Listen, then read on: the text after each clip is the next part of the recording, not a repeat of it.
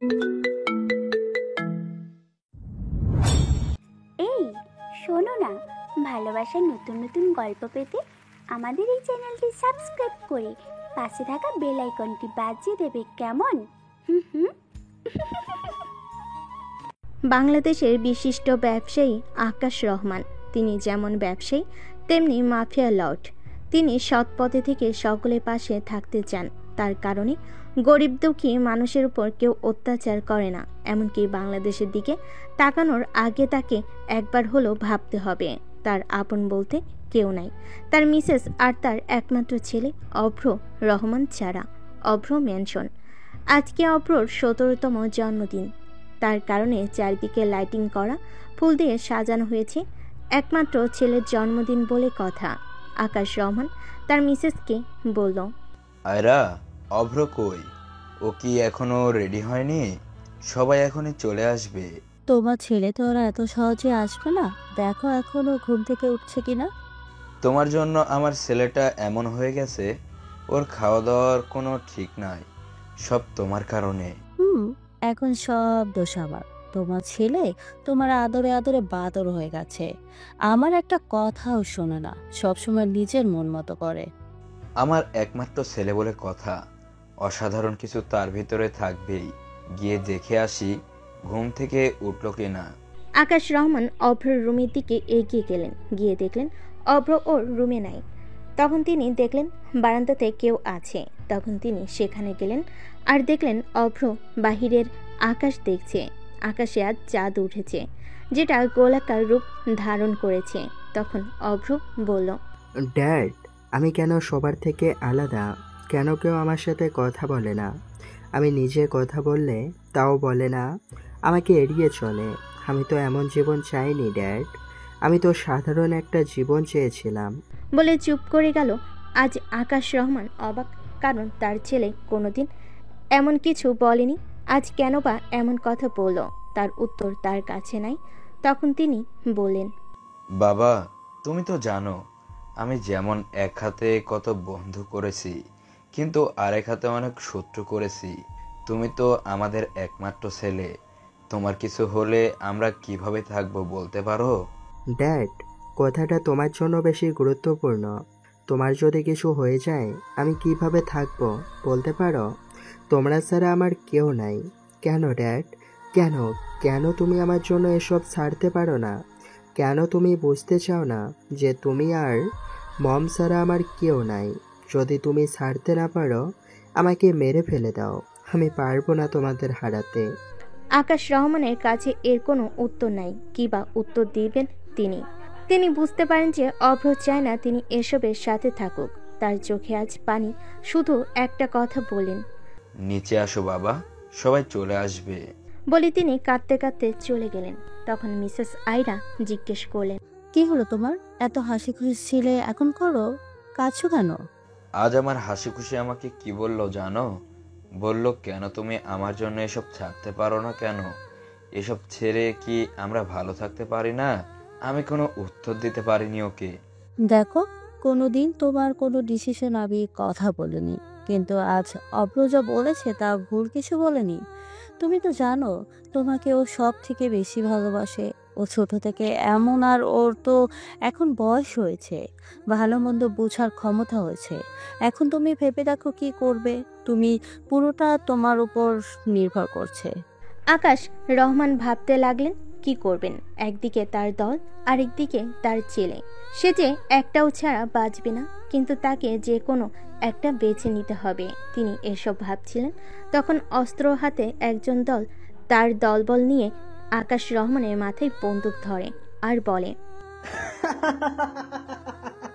আকাশ রহমান, তোমাকে এবার কে বাঁচাবে বলো? আমি এতদিন এই দিনটার অপেক্ষাতে ছিলাম। আজ তো শেষ দিন। তোমার পরিবারের সবাইকে শেষ করো। মিসেস আয়রা কিচেনে রান্না করছেন। হঠাৎ মানুষ জনের আওয়াজ পেয়ে বাহিরে আসলেন আর দেখলেন যে একজন আগন্তুক অস্ত্র হাতে তার দলবল নিয়ে দাঁড়িয়ে আছে। তখন তিনি বললেন, এই কে আপনারা? আর ওনার মাথায় বন্দুক ধরেছেন কেন? কোন সাহসে? আরে সাহস সেটা আমার একটু বেশিই আছে। এই ধর ওকে। তুই কাজটা ঠিক করিসনি আবির, তোকে এর জন্য পস্তাতে হবে। অনেক পস্তাবি তুই, আর ভাবতে থাকবি কেন করলি এটা। সেটা দেখা যাবে। এখন তো তোকে মরতে হবে, কারণ তুই না মরলে তো তোর জায়গা আমি পাবো না, তাই না? এই লোভের কারণে তোকে মরতে হবে। সময় আসবে, আজকে আমি মরবো এটা জানি, তবে খুব জলদি তোর আজরাইল তোর সামনে হাজির হবে। হয়েছে অনেক কথা, ভালো থাকিস ভাই। আজ থেকে তোর জায়গা আমার। বলেই গুলি করে দেয় আকাশ রহমান। আর মিসেসকে এদিকে অভ্র কিছু একটা পড়ার আওয়াজ পেয়ে হলরুমে আসলো। দেখলো কিছু লোক অস্ত্র হাতে বাসা থেকে বের হয়ে যাচ্ছে। ফ্লোরে তার বাবা মা গুলিবিদ্ধ হয়ে পড়ে আছে। ওর যেন পুরো দুনিয়াটাই অন্ধকার হয়ে গেছে। ওর বাবা মা রক্তাক্ত হয়ে পড়ে আছে তার সামনে। অভ্র ধপ করে বসে পড়ল আর কাঁদতে শুরু করলো। বাসা পুরোটা অন্ধকার, হয়তো এজন্য অভ্র বেঁচে গেল। অভ্র তার বাবা মাকে ডাকছে, কিন্তু তারা তো আর নাই যে তার কথা বলবে। অভ্র কাঁদতে লাগলো আর বলতে লাগলো, মম, ড্যাড, ওঠো প্লিজ। দেখো, এমন মজা করো না। আমার সাথে দয়া করে ওঠো ড্যাড। তুমি না বলতে তুমি আমাকে অনেক ভালোবাসো, তাহলে কেন এখন আমাকে রেখে চলে যাচ্ছ মম? তুমি আমাকে খাইয়ে না দিলে আমি তো খেতে পারি না। এখন আমাকে কে খাইয়ে দিবে মম? প্লিজ ওঠো। হয়তো তারাও তাদের সন্তানকে এভাবে কাঁদতে দেখে, তারাও হয়তো কাঁদছে, কিন্তু এখন তো আর তারা ফিরবে না। তারপর এতক্ষণ কথাগুলো ভাবছিল অভ্র রহমান। এখন সে আর আগের মতো নাই। আজ সে দুবাইতে রাজ করে। তাকে সবাই এক নামে dangerous mafia king Abhra Rahman Dubai. Bangladesh, Canada, Paris দেশগুলোতে অভ্র রাজ করে, যেখানে ওর কথাই শেষ কথা। সবাই এক নামে চিনে। সেদিন তার বাবাকে দেওয়া কথা রাখতে আজ সে মাফিয়া কিং হয়েছে। পড়াশোনা শেষ করে তৈরি করে নিজের দল, নাম দেয় দ্য ডেইলি ব্ল্যাক কোবরা। ধীরে কঠোর পরিশ্রমে নিজেকে তৈরি করে হয়ে ওঠে ভয়ানক একজন। ওকে সবাই ভয় পেতে শুরু করে। অভ্র দুবাইতে নিজের ব্যস্ত করে নেয়। এখন তার আপন বলতে আদিল ছাড়া কেউ নাই। এখন কথা হলো আদিলকে আর কে আবির, যে অভ্রর বাবা মাকে মেরে ফেলেছিল। আর কি ওয়াদা অভ্র তার বাবাকে দিয়েছিল, যার কারণে আজ সে মাফিয়া হয়ে উঠল। এটা জানতে হলে আগে অতীত ঘুরে আসতে হবে। তাহলে চলেন জেনে আসা যাক। অভ্র কাঁদতে কাঁদতে দেখলো যে তার বাবা ওকে ডাকছে। তখন সে তার বাবার কাছে গেল আর তার মাথা কোলে নিয়ে বলতে লাগলো, ড্যাড, কথা বলো।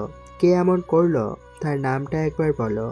তাকে আমি নিজের হাতে মারবো, আর এমন মৃত্যু দিব যে ওর মৃত্যু দেখে খারাপরা ভালোর পথে চলবে। বাবা, তুই ওর সাথে পারবি না। এখন ও অনেক পাওয়ারফুল। তোর জন্য আমি কিছুই করতে পারলাম না। বাবা, আমাকে ক্ষমা করে দিস। দোয়া করি তুই সাবধানে থাকবি। আর আমার লোকারে একটা ঠিকানা আছে, আর একটা চাবি আছে, আর একটা ডায়েরি আছে। ওটা তোর জন্য রেখে গেলাম। তোকে পাওয়ারফুল হতে হবে, আর আমাদের মৃত্যুর বদলা নিতে হবে, শেষ করতে হবে তোকে সমাজ থেকে। এসব আবর্জনা কথা দে আমাকে, তুই আমার কথা রাখবি। হ্যাঁ ড্যাড, তোমার কথা আমি রাখবো। যেভাবেই হোক তোমার স্বপ্ন আমি পূরণ করব। আবির হলো নাইট গ্যাং লিডার। সে নারী পাচার থেকে শুরু করে সব রকমের খারাপ কাজে জড়িত ছিল। সে বাংলাদেশে মাফিয়া লর্ড হতে চাইতো। আজ তার স্বপ্ন পূরণ হলো। এদিকে আকাশ রহমানের কাছে লোক আকরাম বাসার ভিতরে এসে দেখেন যে আকাশ রহমান আর মিসেস আয়রা ফ্লোরে পড়ে আছে, আর অভ্র পাশে বসে থেকে কাঁদছে।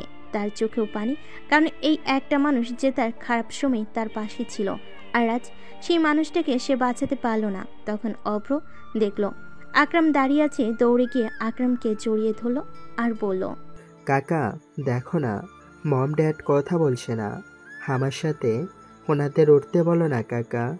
আকরামের মনে যেন মোচড় দিয়ে উঠল। ওর একটা ছেলে আছে আদিল, সেও মাহারা সন্তান। আদিলকে জন্ম দিতে গিয়ে তিনি মারা গেছেন। সে ভাবছে আমার ছেলের জন্য তো আমি আছি, কিন্তু অভ্র সে তো আজ একা হয়ে গেল। তারপর সে বলল, বাবা, তুই মন খারাপ করিস না। আমি আছি, তোর ভাই আদিল আছে। তুই আমাদের সাথে থাকবি। তোর ভেঙে পড়লে চলবে বল? তোকে তো স্যারের স্বপ্ন পূরণ করতে হবে। আল্লাহ তাদের নিয়ে গেছেন, আমাদের দোয়া করতে হবে তারা যেন ভালো থাকেন। তারপর অভ্র তার বাবা মাকে মাটি দিয়ে তাদের কবরের পাশে হাঁটু গেড়ে বসে পড়ল। মম, ড্যাড, তোমাদের ছুঁয়ে কথা দিলাম, ওই জানোয়ার পৃথিবীর যেখানেই থাকুক না কেন, ওকে খুঁজে বের করে নিজের হাতেই শেষ করব। আর আকরাম অভ্রকে নিয়ে ওনার বাসায় নিয়ে গেল। ওনার বাসাটাও ছোট একটা রাজপ্রাসাদ বলা যায়। তখন একটা ছেলে আকরামকে বলল, বাবা তুমি আসছো? তোমার জন্য এতক্ষণ অপেক্ষা করছিলাম। ছেলেটা এতক্ষণ পর দেখলো তার বাবার পাশে তার বয়সী একটা ছেলে দাঁড়িয়ে আছে। তখন বলল, বাবা এ কি? আদিল, এ হলো আকাশ স্যারের ছেলে। আজ থেকে আমাদের সাথে থাকবে। ও তুমি তাহলে অব্র ভাইয়া। বাবার কাছে তোমার অনেক কথা শুনেছিলাম। বলে অভ্রকে জড়িয়ে ধরল।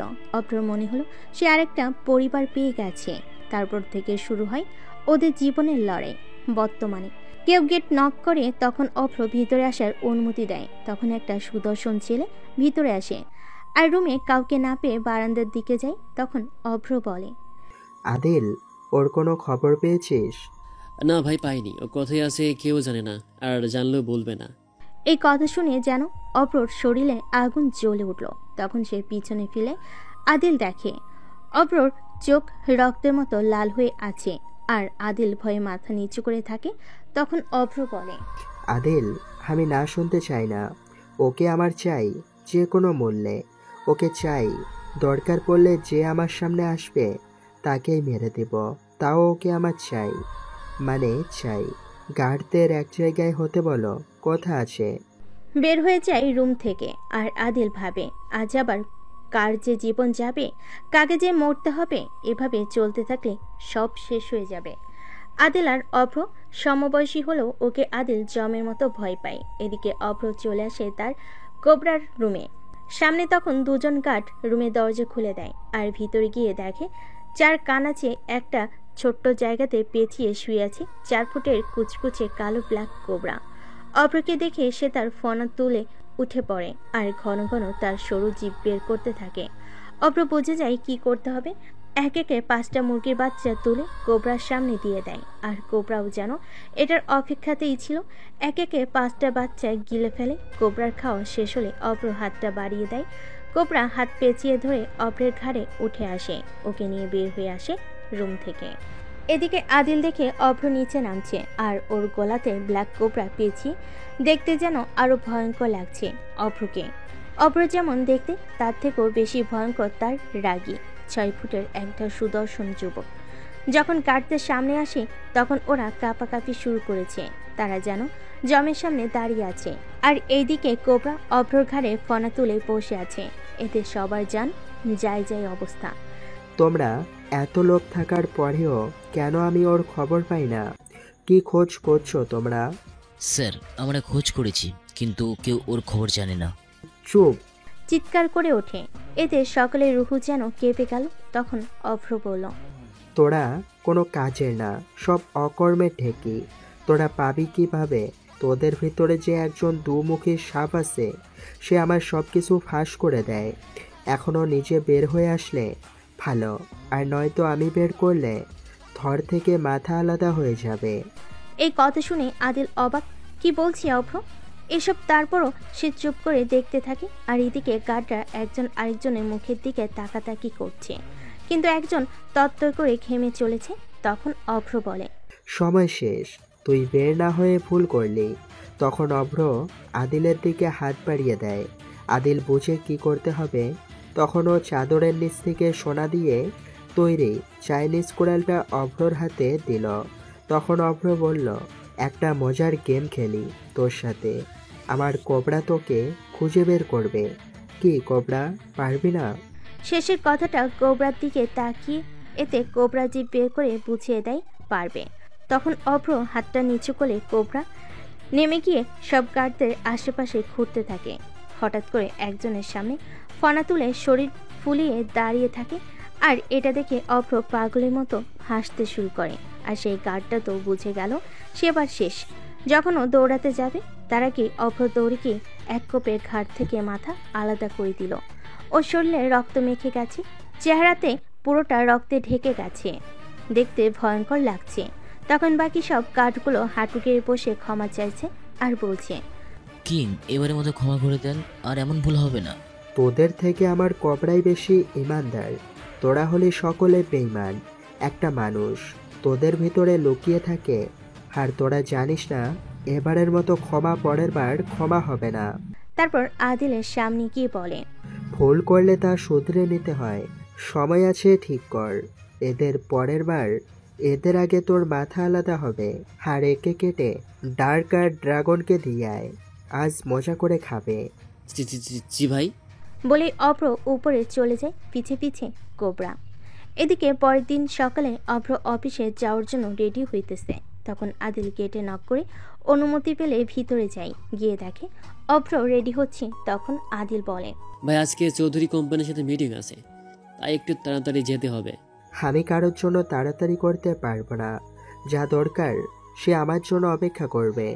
কিন্তু ভাই, এটা অনেক বড় ডিল, আমাদের অনেক লাভ হবে এটাই।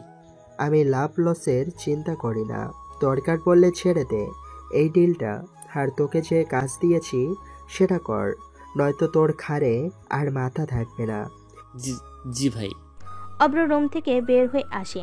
আজ অভ্র পরেছে black pant, white shirt, black blazer, black শু, ব্ল্যাক সানগ্লাস, চুলগুলো স্প্রাইট করা, একদম কোনো অংশে হিরো চেয়ে কম না। Man in black. তার বাসার বাহিরে আসলে গার্ডরা গাড়ির দরজা খুলে দেয়। একে একে 11টা গাড়ি অভ্র ম্যানশন থেকে বের হয়। আপন গতিতে চলছে সিরিয়ালি গাড়িগুলো। রাস্তার মানুষজন রাস্তা ফাঁকা করে দিল, কারণ গাড়ি দেখে বুঝে গেল গাড়িটা কার। কারণ গাড়ির সামনে বড় করে লেখা দ্য ডেইলি ব্ল্যাক কোবরা। সবাই জানে এখানে 1 মিনিট দাঁড়িয়ে থাকলে জীবন হারাতে হবে, তাই সবাই দৌড়ে পালাতে লাগলো। আর যারা দৌড়তে পারলো না তারা হাঁটু গেড়ে মাথা নিচু করে বসে পড়ল। তখন সেখানে আগমন হলো একটা মেয়ের। সে দেখলো সকলে পালাতে শুরু করেছে, আর কিছু মানুষ হাঁটু ভাঁজ করে বসে আছে। তখন সে আশেপাশের সকলকে জিজ্ঞেস করে কি হয়েছে, কিন্তু জানের ভয়ে কেউ কিছু বলছে না। তখন একটা মেয়ে তাকে টেনে নিয়ে একটা দোকানের ভিতর চলে গেল। যখন গাড়িগুলো গেল তখন বের হয়ে আসলো আর বলল, তুমি কি পাগল নাকি? এলাকাতে নতুন? আমি পাগলও না আবার নতুনও না। আর এরা সবাই এভাবে পালাচ্ছিল কেন?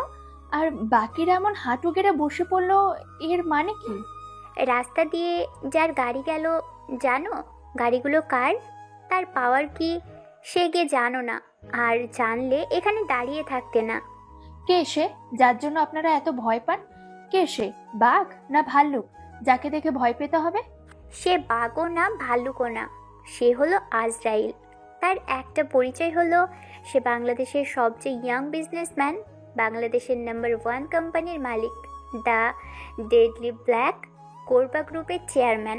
আর তার একটা পরিচয় হলো the dangerous mafia king Abhra Rahman. এখন বুঝতে পারছো কেন সবাই পালিয়ে যায়। তবে উনি আজ অবধি কোনো নিরীহ মানুষকে মারেনি, তাই ওনাকে ভয় পেলেও সবাই ভালোবাসে, অনেক সম্মান করে। যা হোক, তোমার নাম কি? আর তোমাকে তো আগে দেখিনি। আমার নাম তানিয়া চৌধুরী, তরিকুল চৌধুরীর একমাত্র মেয়ে। আসলে আমি অন্য ভার্সিটিতে পড়তাম, কিন্তু ওখানে কিছু সমস্যার কারণে এখানকার একটা ভার্সিটিতে ভর্তি হয়েছি। কোন ভার্সিটিতে? ভার্সিটিতে, ডিপার্টমেন্টে। আমিও সেম। তাহলে তুমি আমার ক্লাসমেট, তাহলে আজ থেকে আমরা বন্ধু। ঠিক আছে, চলো এখন যাওয়া যাক, দেরি হয়ে গেছে এমনিতে। চলো। আর আমার পরিচয়টা দিই, আমি তুলি, পাশে আমার বাসা, বাবা সরকারি চাকরিজীবী। অনেক খুশি হলাম তোমার সাথে পরিচয় হয়ে। নতুন জায়গাতে কাউকে তো পেলাম। এখন থেকে তুমি, শুধু তুই, ঠিক আছে? ওকে, চলো। এইদিকে গাড়িগুলো এসে থামে দ্য ডেইলি ব্ল্যাক কোবরা বিশাল ভবনের সামনে। একে একে বডিগার্ডরা বের হয়ে গাড়ির দরজা খুলে দিলে অভ্র বের হয়ে আসে, ফুল অ্যাটিটিউড লুক নিয়ে। এদিকে মিডিয়ারা ভিড় করেছে, কিন্তু এতে অভ্রের কোনো যায় আসে না।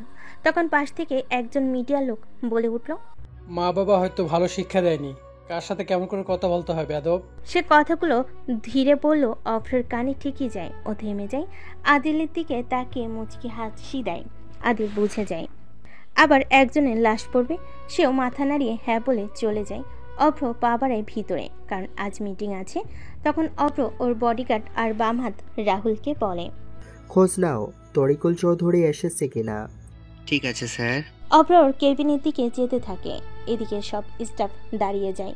অভ্র সামনে তাকিয়ে এগিয়ে যায়, গিয়ে দরজার ফিঙ্গারপ্রিন্ট দিয়ে ভিতরে চলে যায়, গিয়ে নিজের মতো কাজ করতে থাকে।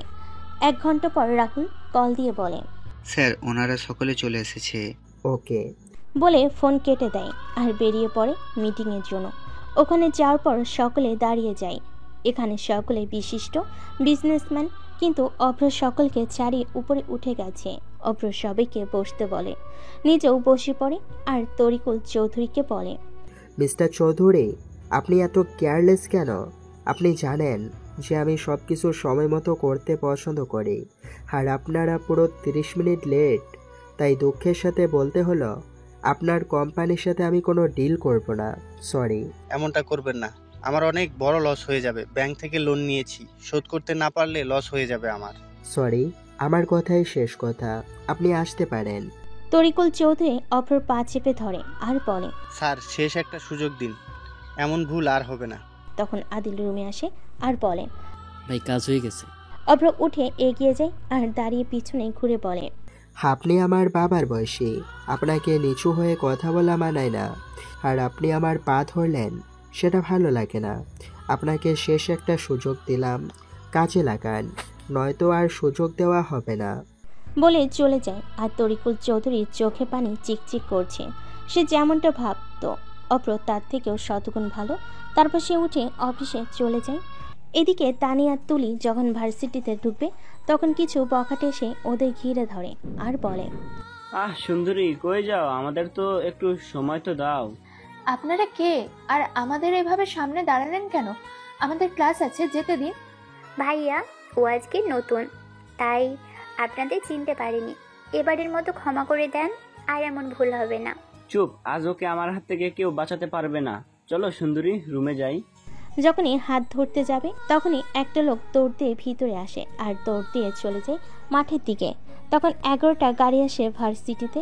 সবগুলো গাড়িতে লেখা আছে the daily black cobra group. এটা দেখে বখাটেগুলো চেহারাতে ভয় ফুটে উঠেছে।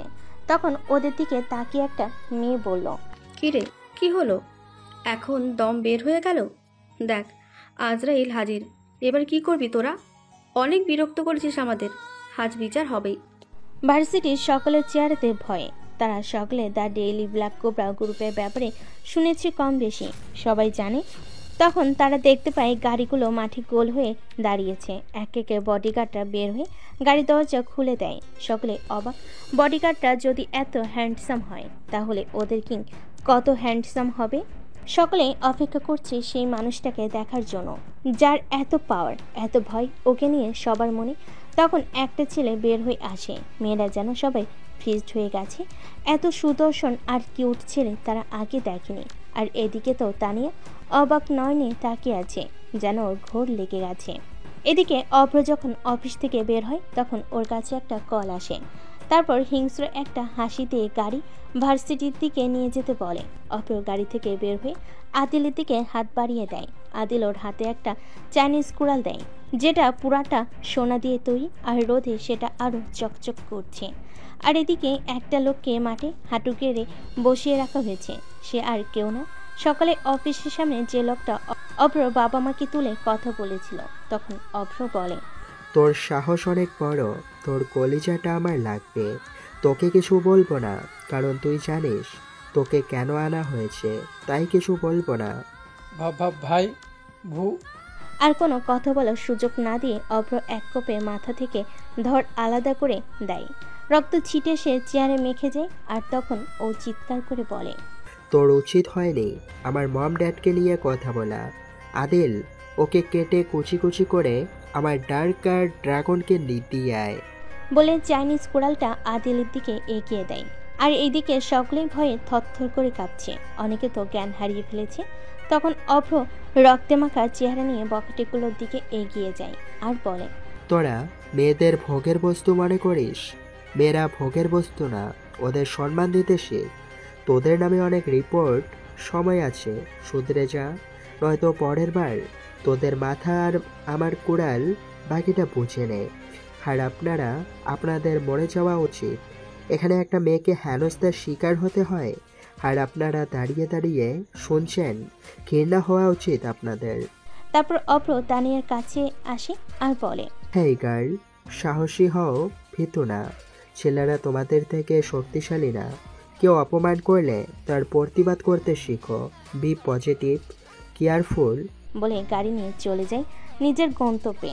আর এইদিকে সকলে ভাবছে এ কেমন মানুষ, একজনকে মেরে ফেললো, তাকে বলার সুযোগ না দিয়ে, তাও আবার এত নির্মমভাবে, আবার এত ভালো কথাও বলে গেল। আর তানিয়া তো বেহুশ, এ কি বলে গেল। আগে ভয় লাগছিল, কিন্তু এখন ওর মনে কেমন যেন ভালো লাগা কাজ করছে। তাহলে কি তানিয়া অভ্রকে ভালোবেসে ফেলো? রাতে আদিল অভ্রর কাছে আসলো আর বলল, ভাই, ইব্রাহিম বাংলাদেশে আসবে, আর এখান থেকে সে নাকি বাইরের দেশে নারী পাচার করবে। এতে ওকে সাহায্য করছে আমাদের কো লিডার ডেভিড। অভ্র তার কিং কোবরাকে পাশে নিয়ে বসেছিল আর ওর মাথায় হাত বুলিয়ে বলল, আমার শহরে গিয়ে আমার লোককে হাত করে রাজ করতে চায়। ও কি জানে না যে একটা বনে শুধু একটাই সিংহ থাকে, যে সবার উপর নিজের ক্ষমতা দেখায়। যদি কোনোদিন একই বনে দুইটা সিংহ থাকে, তাহলে বুঝে নিতে হবে লড়াইটা সমানে সমানে হবে। বেচারা শিয়াল যে জানেও না ওর সব কিছু আমি এক চুটকিতেই শেষ করতে পারি।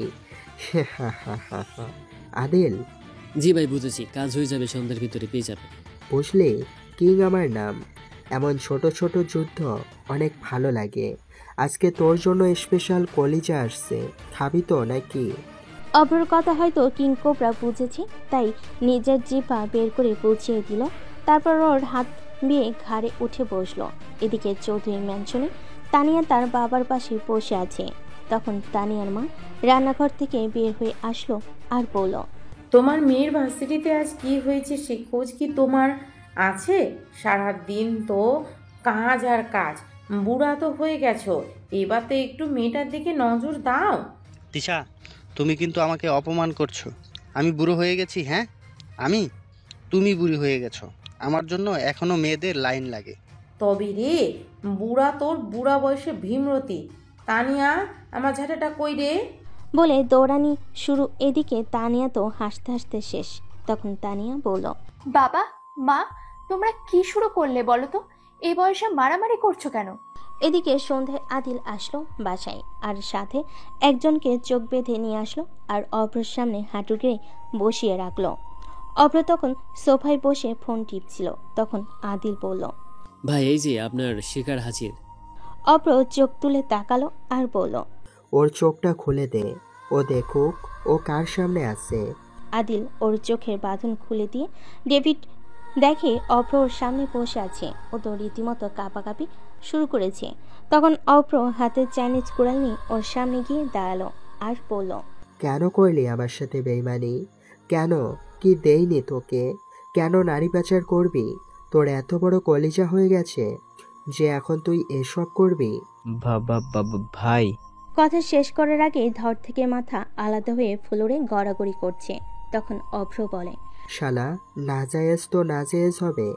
আমার কাছে ভুলের ক্ষমা আছে, সুযোগও আছে, কিন্তু অন্যায় আর অপরাধের কোনো ক্ষমা নাই। আদিল, ওকে কেটে ফেল আর ওর কলিজাটা কিংকে দিয়ে দে। আজকে খাক আমার ছেলেটা। এবার উলফ গ্যাং লিডারের পালা। রাতে অভ্র রেডি হচ্ছে ব্ল্যাক হুডি পরে। তখন আদিল দরজায় নক করে। তখন অভ্র ভেতরে আসার অনুমতি দেয়। তখন আদিল বলে, ভাই, বের হবেন? কিন্তু ভাই, একা বের হওয়াটা কি ঠিক হবে? এমনি তো সবাই অপেক্ষাতে আছে একটা সুযোগের। আমি কারো পরোয়া করি না, যার স্বেচ্ছায় মরার ইচ্ছা হবে সে আসবে। বলেই বেরিয়ে পড়ে। এদিকে চৌধুরী ম্যানশনে তরিকুল চৌধুরী বসে কাজ করছে। তখন মিসেস তিশা চৌধুরী এসে বলল, কি তো কাজ করছো সারাদিন? আর বলো না, এই ডিলটা অনেক ঝামেলা করে পেয়েছি। অব্র শেষ সুযোগ দিয়েছে, এটা হারালে সব শেষ। তুমি এত ভয় পাও কেন ওকে? ভয় কি আর সাধে পাই? ওর যে রাগ জেদ, না জানি কখন কি করে বসে। তখন তানিয়া আসে আর বলে, তুমি আজকাল কাকে আবার ভয় পেতে শুরু করলে? কই, কাউকে না। আচ্ছা বাবা, অব্র রহমান কে? ওর এত পাওয়ার কই থেকে আসে? বাংলাদেশের ভেতরে সবচেয়ে ইয়াং বিজনেসম্যান, এটাই ওর পাওয়ার। আর বাকিটা নাইবা শুনলি। তানিয়া চুপ করে যায়, কিছু বলে না। এদিকে অভ্র বসে আছে এক লেকের পাড়ে। তখন পিছ থেকে কেউ একজন বলল, মাফিয়া কিং অভ্র আজ এখানে কি মনে করে? তোমার তো এখানে থাকার কথা না, তাহলে কেন আমি বসে আছো? অভ্র রহমান কোনো কিছুর পরোয়া করে না। কেন শুধু শুধু নিজের মাথা হারানোর জন্য কথা বলছো? আমি ভয় পাই না, সেটা তো জানোই, তাহলে এমন কথা? তখন অন্ধকার থেকে বের হয়ে আসলো একজন অজানা। কেউ তাকে দেখে বোঝা যায় না সে ছেলে নাকি মেয়ে, তবে তার কথা শুনে মনে হয় সে মেয়ে। তখন সে বলে, আর কত অভ্র, আর কত নিজেকে এভাবে কষ্ট দিবে? এবার তো সামনে যেতে হবে। তুমি কি মনে করেছো তোমাকে এমন দেখে আঙ্কেল আন্টি খুব ভালো আছে? তুমি এমন করে ওনাদের আরো কষ্ট দিতেছো। অভ্র নিচে তাকিয়ে আছে, তার চোখে পানি টলমল করছে। তখন অভ্র বলে, আমি কাঁদতে চাই না, কিন্তু যখন মনে হয় আমার কারণে মম ড্যাড আজ নাই, তখন আর কিছু ভালো লাগে না আলিয়া। আমি জানি অভ্র, তুমি তোমার ওপর এত মানুষ আশা করে আছে যে তুমি ওদের পাশে থাকবে, আর সে তুমি বসে থেকেই কাঁদছো। অভ্র কিছু বলল না, কারণ সে জানে আলিয়া ভুল কিছু বলেনি, কেন বা এমন করছে। তারপর সে চোখ মুছে চলে যায় আর ধীরে ধীরে মিলিয়ে যায় অন্ধকারে।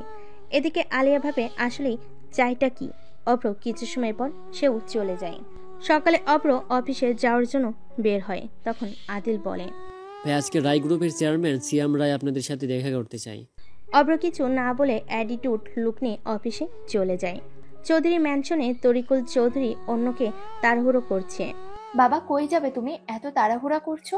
মিটিং আছে মা, রায় গ্রুপের সাথে আজকে, তাড়াতাড়ি যাওয়া লাগবে। বলেই তরিকুল চৌধুরী অফিসের দিকে চলে যায়। তখন তিশা চৌধুরী তানিয়াকে বলে, তানিয়া, তোর বাবা কই গেল? আর বলো না মা, বাবা পাগল হয়ে গেছে। এই কাজ কাজ আর কাজ কাজ করে আজ মিটিং আছে, তাই জলদি নাকি যাওয়া লাগবে, তাই চলে গেছে। ওনাকে নিয়ে আর পারি না, কাজ কাজ, নিজের শরীরের যত্ন নিতে ভুলে গেছে।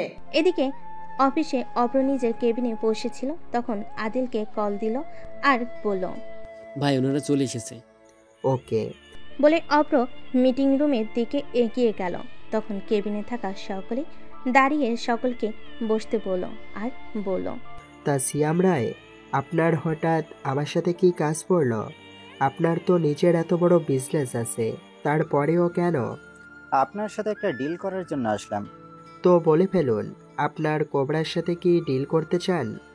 আপনার কোম্পানিতে যে প্রোডাক্ট তৈরি করেন তার স্যাম্পল আমার কোম্পানিকে সেল করবেন। বিনিময়ে আমি আপনাকে আপনার বলা মূল্য থেকে 5 গুণ বেশি মূল্য দিয়ে কিনবো।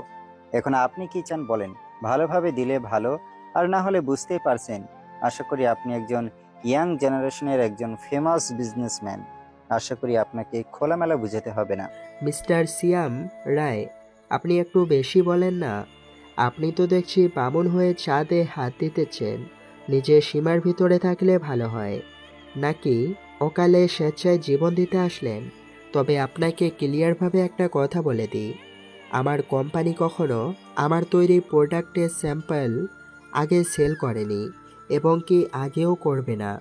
আপনারা এখন যা খুশি করে নিতে পারেন, তবে এটুকুই সাবধান করব যে শুধু শুধু দুই পক্ষের লড়াইয়ে যাতে হাজার মানুষের জীবন না যায়, সেদিকে লক্ষ্য রাখবেন। অভ্র রহমান, আপনি একটু বেশি বেশি বলে ফেললেন না?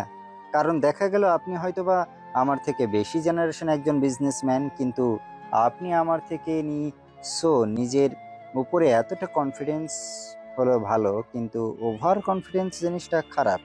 আর আমি দেখতে পাচ্ছি যে আপনি নিজের উপর ওভার কনফিডেন্স। আপনাকে বেশি কিছু বলবো না, তবে যেটা আমার লাগবে সেটা আমি বলার পর না পেলে কিভাবে সেটা যে স্বেচ্ছায় আদায় করে নিতে হয় সেটা আমি খুব ভালো করেই জানি। আপনি না দিলে কি হবে? আপনার কোম্পানিতে এমন অনেক মানুষই আছে যারা টাকার কাছে নিজের ইমানকে বিক্রি করে দিতে বাধ্য, আর সেখানে এটা তো সাধারণ একটা ছোট স্যাম্পল। যদি নিজের সাম্রাজ্য বজায় রাখতে চান তাহলে আমার সাথে কনফারেন্স করেন, আমি নাকি আরো ভালো ভালো ডিল পাইয়ে দেব। আর যদি না করেন তাহলে দেখা যাবে যে রাজা থাকবে, রাজার সৈন্য থাকবে, কিন্তু রাজার রাজত্ব থাকবে না। সিয়াম, তুই আমাকে হাসালি রে ভাই। তুই কাকে হুমকি দিস? তুই তো আমার সামনে সামান্য, আমার হাতের ময়লা, ছেড়ে ফেলতে বেশি সময় লাগবে না। আজকের পর যদি তুই আমার কোম্পানির দিকে বা আমার কোনো স্টাফের দিকে চোখ তুলে তাকানোর সাহস করিস, তাহলে তোর ধর থেকে মাথাটা আলাদা হয়ে যাবে। আর আমি সেটা খুব ভালো করেই পারি, সেটা তুই জানিস। সময় থাকতে শুধরে যা, নয়তো আমি শুধরাতে আসলে তোর স্বাস্থ্যের পক্ষে সেটা ক্ষতিকর হয়ে যাবে। আমাকে হাসালি তুই। আমিও দেখব আজকের পর থেকে কিভাবে বাংলাদেশের বুকে বিজনেস করতে পারিস। আজ থেকে তোর বিজনেস সাম্রাজ্যের অস্তিত্ব বিলীন হতে শুরু করবে। চেষ্টা করে দেখতে পারিস, তবে ভুল বোঝার পর আমার কাছে ক্ষমা চাইবি। তখন ক্ষমা পাবি না, কারণ আমার কাছে ভুলের ক্ষমা আছে, কিন্তু অন্যায়ের ক্ষমা নাই। তুই যেটা করছিস সেটা ভুল না, সেটা অন্যায়। আলবিদা দোস্ত।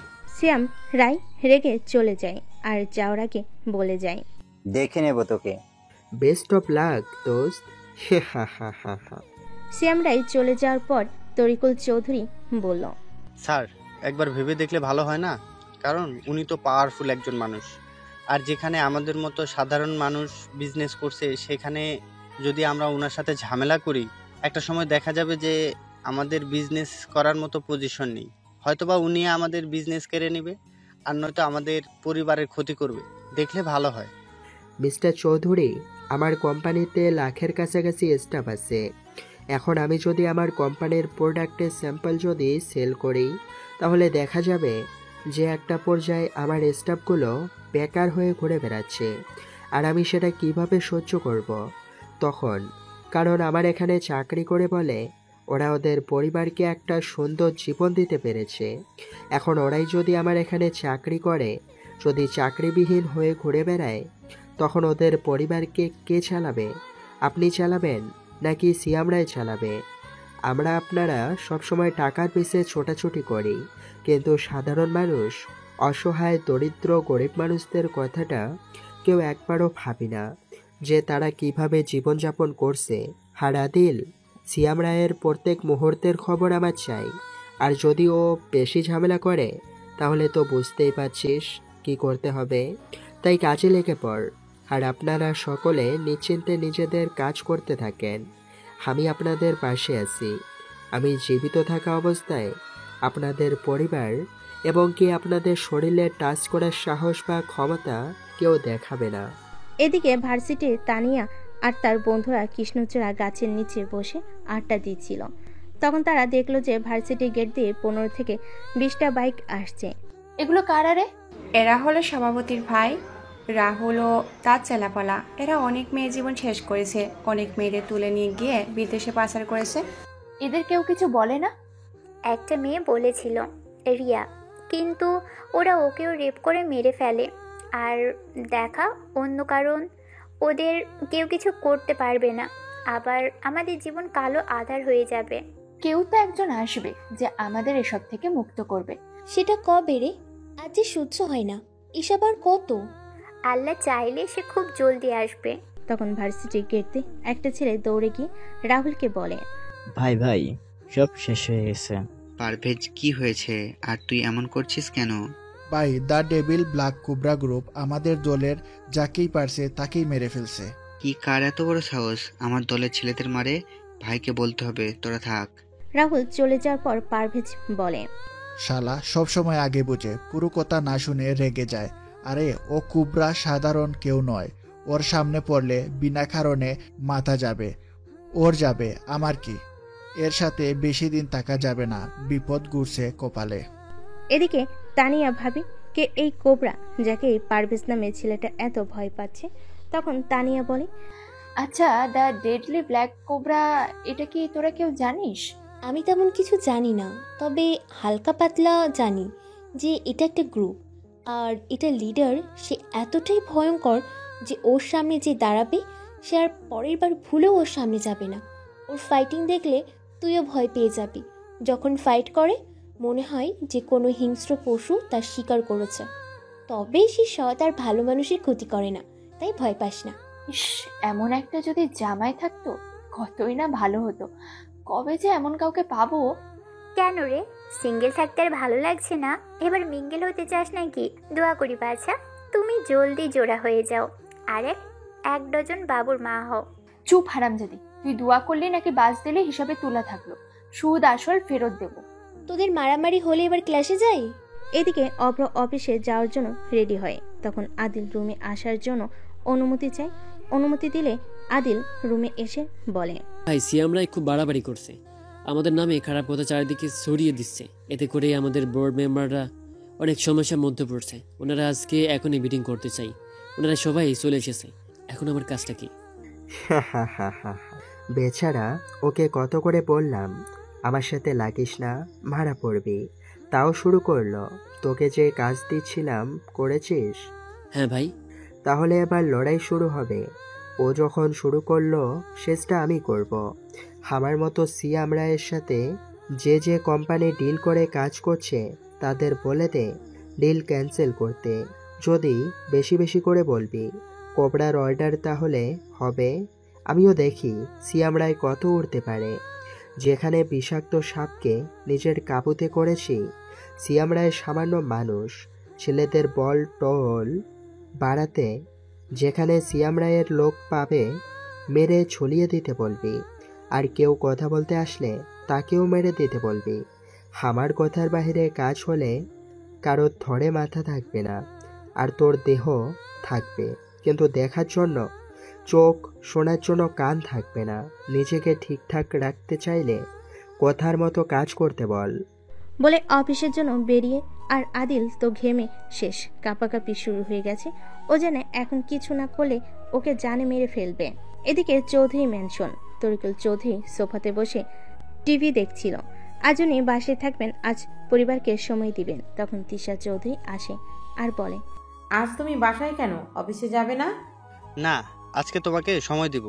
তুমি ঠিক আছো তো? শরীর ঠিক আছে তো? কেন আমার কিছু বলার আগেই ফোনে কল আসে। কল রিসিভ করার পর, তোমার দ্বারা কিছু হবে নাকি?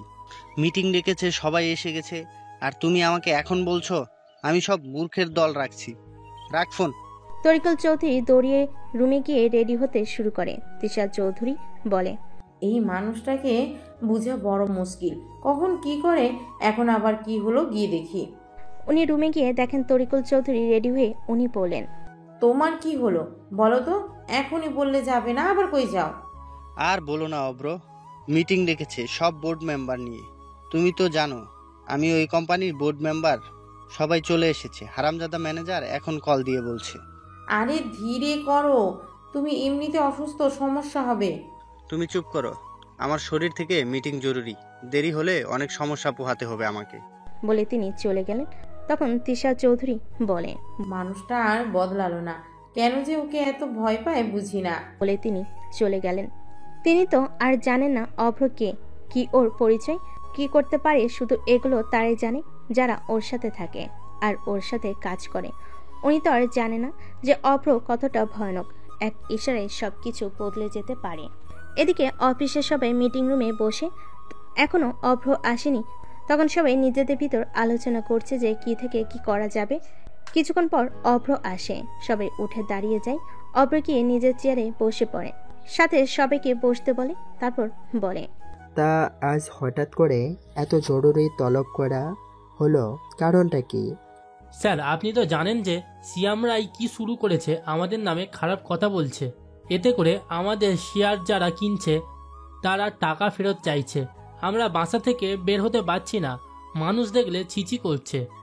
আমাদের অবস্থা খুব খারাপ স্যার, আমাদের ছেলেমেয়েরা বাসা থেকে বের হতে পারছে না। এবার আপনাকে কিছুই করতে হবে স্যার। স্যার, খালেদ সাহেব ঠিক কথা বলেছে। আমাদের মেয়েরা বাসা থেকে বেরিয়ে গেলে আমরা ভরসা পাই না যে ঠিকভাবে ফিরবে কিনা। সারাদিন টেনশন নিয়ে থাকতে হয়। এবার আপনাকেই কিছু করতে হবে।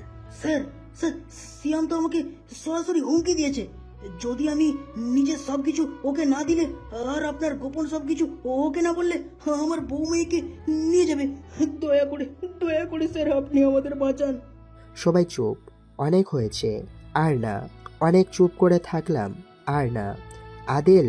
অভ্র চিৎকার শুনে সবাই কেঁপে ওঠে। আদিল বাহির থেকে দৌড়ে এসে মাথা নিচু করে বলে, জি ভাই। সিয়াম রায়ের মতো ছেলে পেলে আছে, সবার লাশ আমি দেখতে চাই, সবার কাটা মাথা আমার পায়ের সামনে দেখতে চাই। আর সিয়াম রায়ের পরিবারের সবাইকে তুলে নিয়ে আসতে বল। ওর সব লোকের লাশ আমি দেখতে চাই। যদি আমার কথা হেরফের হয়, তোর মাথা আর তোর ধরে থাকবে না। আর সিয়াম রায়, ওকে তো আমি আদর করে মারবো। হা হা হা হা। রুমটা একদম থমথমে হয়ে গেছে। সবাই জানে এবার কি হতে চলেছে। এবার একটা রক্তের মিছিল বের হবে। সবাই জানে যে অভ্র দয়ামায়াহীন একজন মানুষ। সে যা বলে তাই করে। তখন অভ্র সবার উদ্দেশ্যে বলে, আপনারা যে যার কাজে ফিরে যান। আমি অভ্র আপনাদের সাথে আছি। আপনারা আপনাদের মতো কাজ করতে শুরু করেন। আপনাদের সামনে আমি দাঁড়িয়ে আছি। ভয় পাওয়ার কিছু নেই। আমি দেখে নিব। যদি কেউ বাড়াবাড়ি করে বলে দিবেন আপনারা কবরার লোক। তাও কাজ না হলে আমাকে বলবেন, আমি দেখব। আর আদিল, ওদের পরিবারকে সর্বোচ্চ নিরাপত্তা দেওয়ার ব্যবস্থা কর। আপনারা বিনা টেনশনে কাজ করে যান। বাকিটা আমি দেখে নিব। সবাই টেনশন মুক্ত হয়ে চলে গেল। সবাই জানে অভ্র বেঁচে থাকতে কারো ক্ষমতা নাই ওদের আর ক্ষতি করবে। এদিকে রায় গ্রুপের অফিসে শ্যাম রায় কাজ করতেছিল নিজের কেবিনে। তখন ওনার ম্যানেজার আসলো আর বলল, স্যার, আমি এইমাত্র খবর পেলাম শুভ্র নিজের দলকে অর্ডার দিয়েছে আমাদের সব লোকেদের মেরে ফেলতে। উনি সবার কাটা মাথা চাই। তুমি কার থেকে খবর জানলে? আসলে স্যার, আমি শুভ্রর খুব কাছের একজনকে 50 কোটি টাকা দিয়ে কিনে নিয়েছি। ওই আমাকে সব খবর দেয়। আর এটাও বলেছে আপনার পরিবারের সকলকে তুলে নিয়ে যেতে। আপনাকে নাকি অনেক আদর করে মারবে। তাই নাকি? তুমি তো দেখছি আমার থেকেও পাকা হারামি। যাক, মনটা ভালো হয়ে গেল। বলো কি চাও? তুমি আর অভ্র আমার পরিবারের দিকে হাত বাড়ালে ওর জীবন শেষ। যা হবে আমাদের মাঝে। পরিবার কেন আসবে? এসবের ভেতরে করতে দাও কি করতে চায় ও। আর আমার লোকেদের সকলকে কিছুদিন লুকিয়ে থাকতে বলো। তেমন কিছু না স্যার, যদি বেতনটা বাড়িয়ে দিতেন আর যদি কিছু বকশিস দিতেন বেতনের সাথে একটু ভালো হতো। ওকে দিলাম। আর এই নাও 5 লক্ষ টাকা, এটা তোমার বকশিস। ঠিক আছে, সবাইকে বলে দিতেছি স্যার। শ্যাম রায় একটা ভয়ানক হাসি দেয়। এটা মানে কি সেটা সবার অজানা। কেউ জানে না। হয়তো এবার লড়াইটা সামনে সামনে হবে। এবার দেখার পালা কে কে জিতে এই লড়াইয়ে। ভার্সিটির ক্লাস শেষে আজকের মতো ক্লাস শেষ হলো। চল বাসার দিকে যাওয়া যাক। এখানে থাকা ঠিক না, কখন কি হয়ে যায়। আরে থাম ভিতু, এখন ক্যান্টিনে চল, কিছু খেতে হবে, অনেক ক্ষুধা লেগেছে। তুই হলে পেটু খাদক, সব সময় খাই খাই করা। এছাড়া আর কোনো কাজ আছে তোর? দেখ তুলা, খাওয়া একটা আর্ট, যেটা সবাই পারে না। আমার খাওয়া নিয়ে তোর এত সমস্যা, তুই মনে হয় না খেয়ে থাকিস। দেখ দিয়া, আমাকে তুলা বলবি না, আমার একটা নাম আছে। তাহলে আমাকে খাদক বলবি না, পেটুক বলবি না, আমিও বলবো না। উফ, তোরা কি শুরু করলি বলতো? চল। এদিকে অভ্র বাসি গিয়ে সব ভাঙচুর শুরু করেছে। ওর লোকেদের পাঠিয়েছিল শ্যাম রায় লোকেদের মারতে, কিন্তু ওর লোকেদের লাশ হয়ে ফিরে আসতে হয়েছে। অভ্র বুঝতে পারছে না কি থেকে কি হলো। তখনও আদিলকে ডাকলো আর এক হাতে ওর প্রিয় চাইনিজ কুড়াল আর এক হাতে সোনা দিয়ে তৈরি করা কাটানা নিয়ে বসে পড়লো। আদিল রুমে আসার পর দেখলো অভ্র মাথা নিচু করে এক হাতে চাইনিজ কুড়াল আর এক হাতে কাটানা নিয়ে বসে আছে। ওর মনে ভয় কাজ করতে শুরু করেছে। সিয়ামের লোকেদের মারতে পাঠালাম, এটা ও জানলো কিভাবে? আমার এতগুলো লোক মারা গেল কার জন্য? যা না ভাই। এবার অভ্র নিজের রাগ ঠিক করে রাখতে পারলো না। আদিলের গলায় কাটানা ধরলো আর মাথার উপরে চাইনিজ কুড়াল। তুই হয়তো জানিস না, আমি না শুনতে পছন্দ করি না। তুই ওটাই আমাকে শোনালি। আমি এত কিছু শুনতে চাই না। যে এসবের পেছে আছে তাকে আমি চাই, মানে চাই। নয়তো তোর মাথা আমার চাইনিজ কুড়াল, তোর শরীর আমার কাটানা কেটে পিস পিস করে ফেলবো। সকাল অবধি সময় তোর। কে এসবের পিছে? ওকে আমার চাই, নয়তো সকালে সূর্য দেখতে পারবি না। এটা আমার লাস্ট আর ফাইনাল ওয়ার্নিং। যা, বের হয়ে যা। আদিল আর দাঁড়িয়ে থাকতে পারলো না, বের হয়ে গেল। এদিকে অভ্র, সিয়াম, তুই কাজটা ভালো করলি না। বিনা অপরাধে তুই আমার এতগুলো লোককে মারলি। এটার জন্য তোকে পস্তাতে হবে অনেক। তোর জন্ম হলো কেন, এটার জন্য নিজেকে দোষ দিবি তুই। ভুল সময়ে জন্ম নিয়েছিস। তোর বাবা মা তোকে আমার সময় রেখে গেছে, এটাই তোর বড় অপরাধ। মরতে হবে তোকে, মরতে হবেই। বাইরে দাঁড়িয়ে থাকা গার্ডরা চমকে গেছে যে আসলে হচ্ছেটা কি, কেন অভ্র এত রেগে আছে। এখন দেখার পালা সামনে কি হয়। অব্রর কাছে একটা কল আসে। কল রিসিভ করার পর শুধু হাসে আর বলে, হা তাই নাকি? আমিও দেখব কত দূর কি করতে পারে, পানি কত দূর গড়ায়। ও নিজের মতো করতে থাকুক, তুমি নিজের মতো করতে থাকো। ঠিক আছে ঘুঘু, তুমি বারবার খেয়ে যাও ধান, এবার তোমাকে বাঁধিব পরাণ। অব্র বসে আছে বাসার ছাদে। আকাশে গোলাকার চাঁদ উঠেছে, তার আলোতে যেন আজ প্রকৃতি নতুন রূপে সেজেছে। তখন পিছন থেকে কারোর আসার আওয়াজ পেল আর বলল, তুমি এখানে কেন? আলিয়া কাটা খায়ে লবণ দিতে এসেছো? তুমি বুঝে যাও কিভাবে যে আমি এসেছি। এটা আমার কিংডম, এখানে বাহিরের কেউ ঢুকতে পারে না। আমি তো আর এমনি এমনি কোবরা খেতাব পাইনি, তুমি ছাড়া কারো আসার সাহস নেই। এখন বলো কেন এসেছো? আমি শুনলাম তোমার অনেক লোক মারা গেছে, এটা কি সত্যি? বিনা দোষে এতগুলো মানুষ মারা গেল।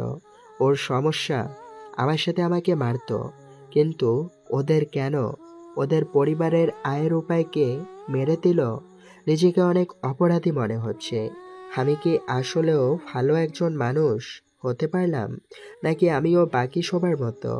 দেখো তুমি অনেক কিছু হারিয়েছো, এটা যেমন ঠিক তেমনি তুমি একজন কিং। কিং যদি এমন করে তার প্রজারা কি করবে বলো? সবাই একটা সময় বলবে আমার জন্য এত কিছু। আমি ভাবছি মাফিয়ার রাজ্য ছেড়ে দিব। এত লাশ আর দেখতে পাচ্ছি না। মম ড্যাড তো চলে গেছে, এখন কাছের মানুষগুলো চলে যাচ্ছে। আমি চাই না আর কারো ক্ষতি হোক আমার জন্য, যাতে আর কারো জীবন না যায়। এটা আমাকে দেখতে হবে। আমি নিজের লাভের জন্য কাউকে মরতে তো দিতে পারি না। দেখো তুমি নিজেও এই পথে এসেছো, থাকা না থাকা পুরোটাই তোমার উপরে। তবে বলবো তোমার কারণে অনেক পরিবার আজ খুশি। আর তুমি কি মনে করছো যে তুমি চলে আসলে সবাই ভালো থাকবে না? এটা ভুল, তুমি সরে যাও, এটাই চাই ওরা। এখন তুমি ভেবে দেখো। বলে আলিয়া চলে গেল। তার বলার মতো কিছু নেই, কারণ ও জানে অব্র যখন ডিসিশন নিয়ে নিয়েছে ওকে বলে আর লাভ নাই। আলিয়া তুমি যদি বুঝতে তাহলে বলতে না। আমি একদিকে দেখতে গিয়ে আর একটা দিক খারাপ করতে পারবো না। এদিকে আড়ালে কেউ তার কথাগুলো শুনে খুশি হয়। এটা শুনে যে অব্র লাইন ছেড়ে দিবে সে কাউকে কল দেয়। এদিকে চৌধুরী ম্যানশনে তরিকুল চৌধুরী আর তিশা চৌধুরী সোফায় বসে গল্প করছে। তখন তানিয়া আসে আর বলে, বাবা আজকে তোমার কাছে কিছু জানতে চাই, আমাকে বলবে? নয়তো তোমার সাথে কথা নাই। কি এমন কথা? তোমার তো কোনো কথা সহজ হয় না, বলে ফেলো। বাবা এই কোবরাটা কে, যার ভয়ে আমার ভার্সিটির কিছু বখাটা ছেলে কাঁপাকাঁপি শুরু করেছিল? তরিকুল চৌধুরী এবার একটু নড়ে বসলেন। তিনি ভাবতে পারেননি যে তানে এমন কিছু বলবে। তারপর তিনি নিজেকে ঠিক করে বললেন, কোবরার আসল নাম হলো দ্য ডেভিল ব্ল্যাক কোবরা। এটা একটা মাফিয়া গ্রুপ, যার বস অনেক ভয়ানক একজন। উনার সামনে দাঁড়ানো মানে জমদুদের সামনে দাঁড়ানো একই ব্যাপার। উনার কারণে তোমরা মেয়েরা এত নিরাপদে চলতে পারো, বিনা বাধায় সব জায়গায় যেতে পারো। আচ্ছা বুঝলাম, আমি ওনাকে দেখবো বাবা। আর একটা কথা, তুমি যে অব্রকে এত ভয় পাও, সে বাবা কে? উনাকে দেখা সম্ভব না। তুমি অন্য কিছু চাও, আমি পূরণ করব, কিন্তু এটা না। আর অব্রকে সেটা তোমার জানার বিষয় না। তুমি পড়তে বসো গিয়ে, এটাই ভালো। বলো না বাবা প্লিজ। তোমাকে একটা কথা বললে বুঝতে পারো না, যাও বলছি। তানিয়া মন খারাপ করে চলে গেল। তখন তিশা চৌধুরী বলল, ও তো বড় হয়ে গেছে, কেন ওকে বকছো? ভালো করে বললেই তো পারো, বলে দিতে ওকে। তোমারও কি মাথা গেছে মেয়ের সাথে থেকে? একটা কথা জানো যে বামন হয়ে চাঁদে হাত দেওয়া ভালো না। আবার বলতে পারো বামন হয়ে চাঁদের খবর নিতে যেও না। তেমনি আমাদেরও উচিত না ওর বিষয়ে জানা। বলে তিনি রুমে চলে যান। এদিকে সিয়ামরাই বাড়ি বসে আছে। তখন সেখানে একটি যুবক আসে আর সিয়ামরাইয়ের সাথে হাত মিলিয়ে ওনার সাথে বসে। তখন সিয়ামরাই বলে, কি ব্যাপার, আজ তুমি বারে আসলে যে? তুমি তো আসো না, তোমাকে ডেকে আনা যায় না? আপনার জন্য একটা টাটকা খবর এনেছি। তাই নাকি? আজ আমি শুধু ভালো খবর পাচ্ছি বলে ফেলে দেখো। অব্র রহমান মাফিয়া লাইন ছেড়ে দেবে, সে নাকি ভালো হয়ে যাবে। কি তাই নাকি? বাহ বাহ, তুমি মনটা খুশি করে দিলে। আমার আজ যা খাওয়ার খাও, বিল আমি দেব। আর গাড়িতে তোমার জন্য কিছু উপহার দেওয়া থাকবে, এটা তোমার পাওনা। তুমি জানো না আমাকে কি শোনালে, মনটা খুশি করে দিলে। এবার দেখবো শালা কেমনে কি করে। আপনি খুশি হলেন, এটাই অনেক। আজ উঠি, দেরি হলে আবার ঝামেলা, পরে এক সময় আড্ডা হবে। আরে কিছু খেয়ে যাও। না, এটা তোলা থাকলো, একদিন আমি আপনি মজা করব। ঠিক আছে, কথা দিলাম। আর সাবধানে, ও যেন বুঝতে না পারে যে তুমি আমার লোক। টেনশন করেন না, কেউ জানবে না। ঠিক আছে, দেখা হবে। বলে যুবকটা এগিয়ে গিয়ে তার গাড়িতে একটা ব্যাগ খুলে রেখে দেয়, সেখানে অনেক টাকা। তার মন ভালো হয়ে যায় আর ভাবে সে সৎ থেকে যে টাকা পেত, বেইমানি করে তার থেকে বেশি টাকা পাচ্ছে। সে বেরিয়ে পড়ে নিজের গন্তব্যে। এদিকে সকালে ভার্সিটিতে রাহুল ভাই ও রাশেদ আর কিছু ছেলেপেলে মিলে মেয়েদের টিচ করতেছে। তখন তানিয়া তুলি আর দিয়ে আসে। তখন আবার শুরু করেছে মেয়েদের সম্মান নিয়ে খেলা। এদের বাসায় কি মা বোন নেই? এরা এমন কেন করে? চল এখান থেকে, এরা মানুষ না, জানোয়ার। এরা কোনো দিন ভালো হবে না। ওরা যখন ওদের পাশ কাটিয়ে আসতে যাবে তখন রাশেদ ডাকে আর বলে, আরে জানুরা কই যাও?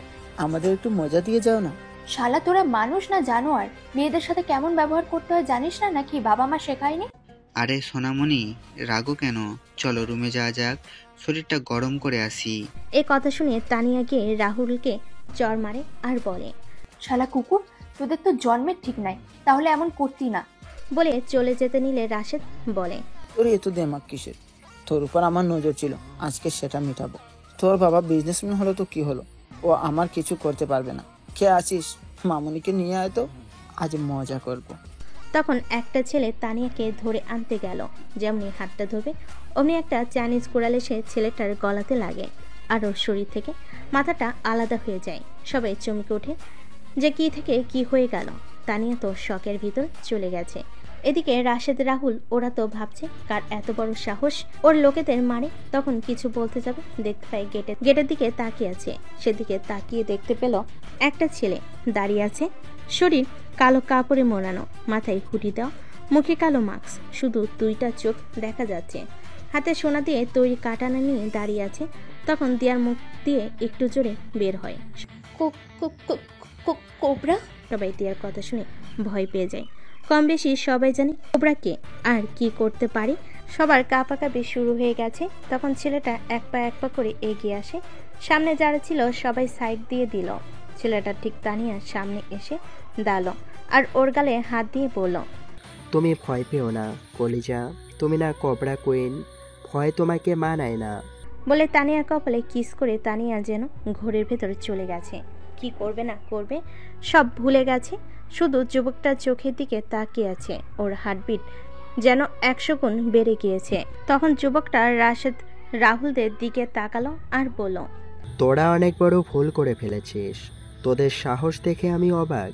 যেখানে সবাই জানে কোবরার সামনে পড়া আর আজরাইলের সামনে পড়া একই কথা, তাও তোরা আমার কুইনের দিকে তাকিয়েছিস, ওর দিকে হাত বাড়িয়েছিস।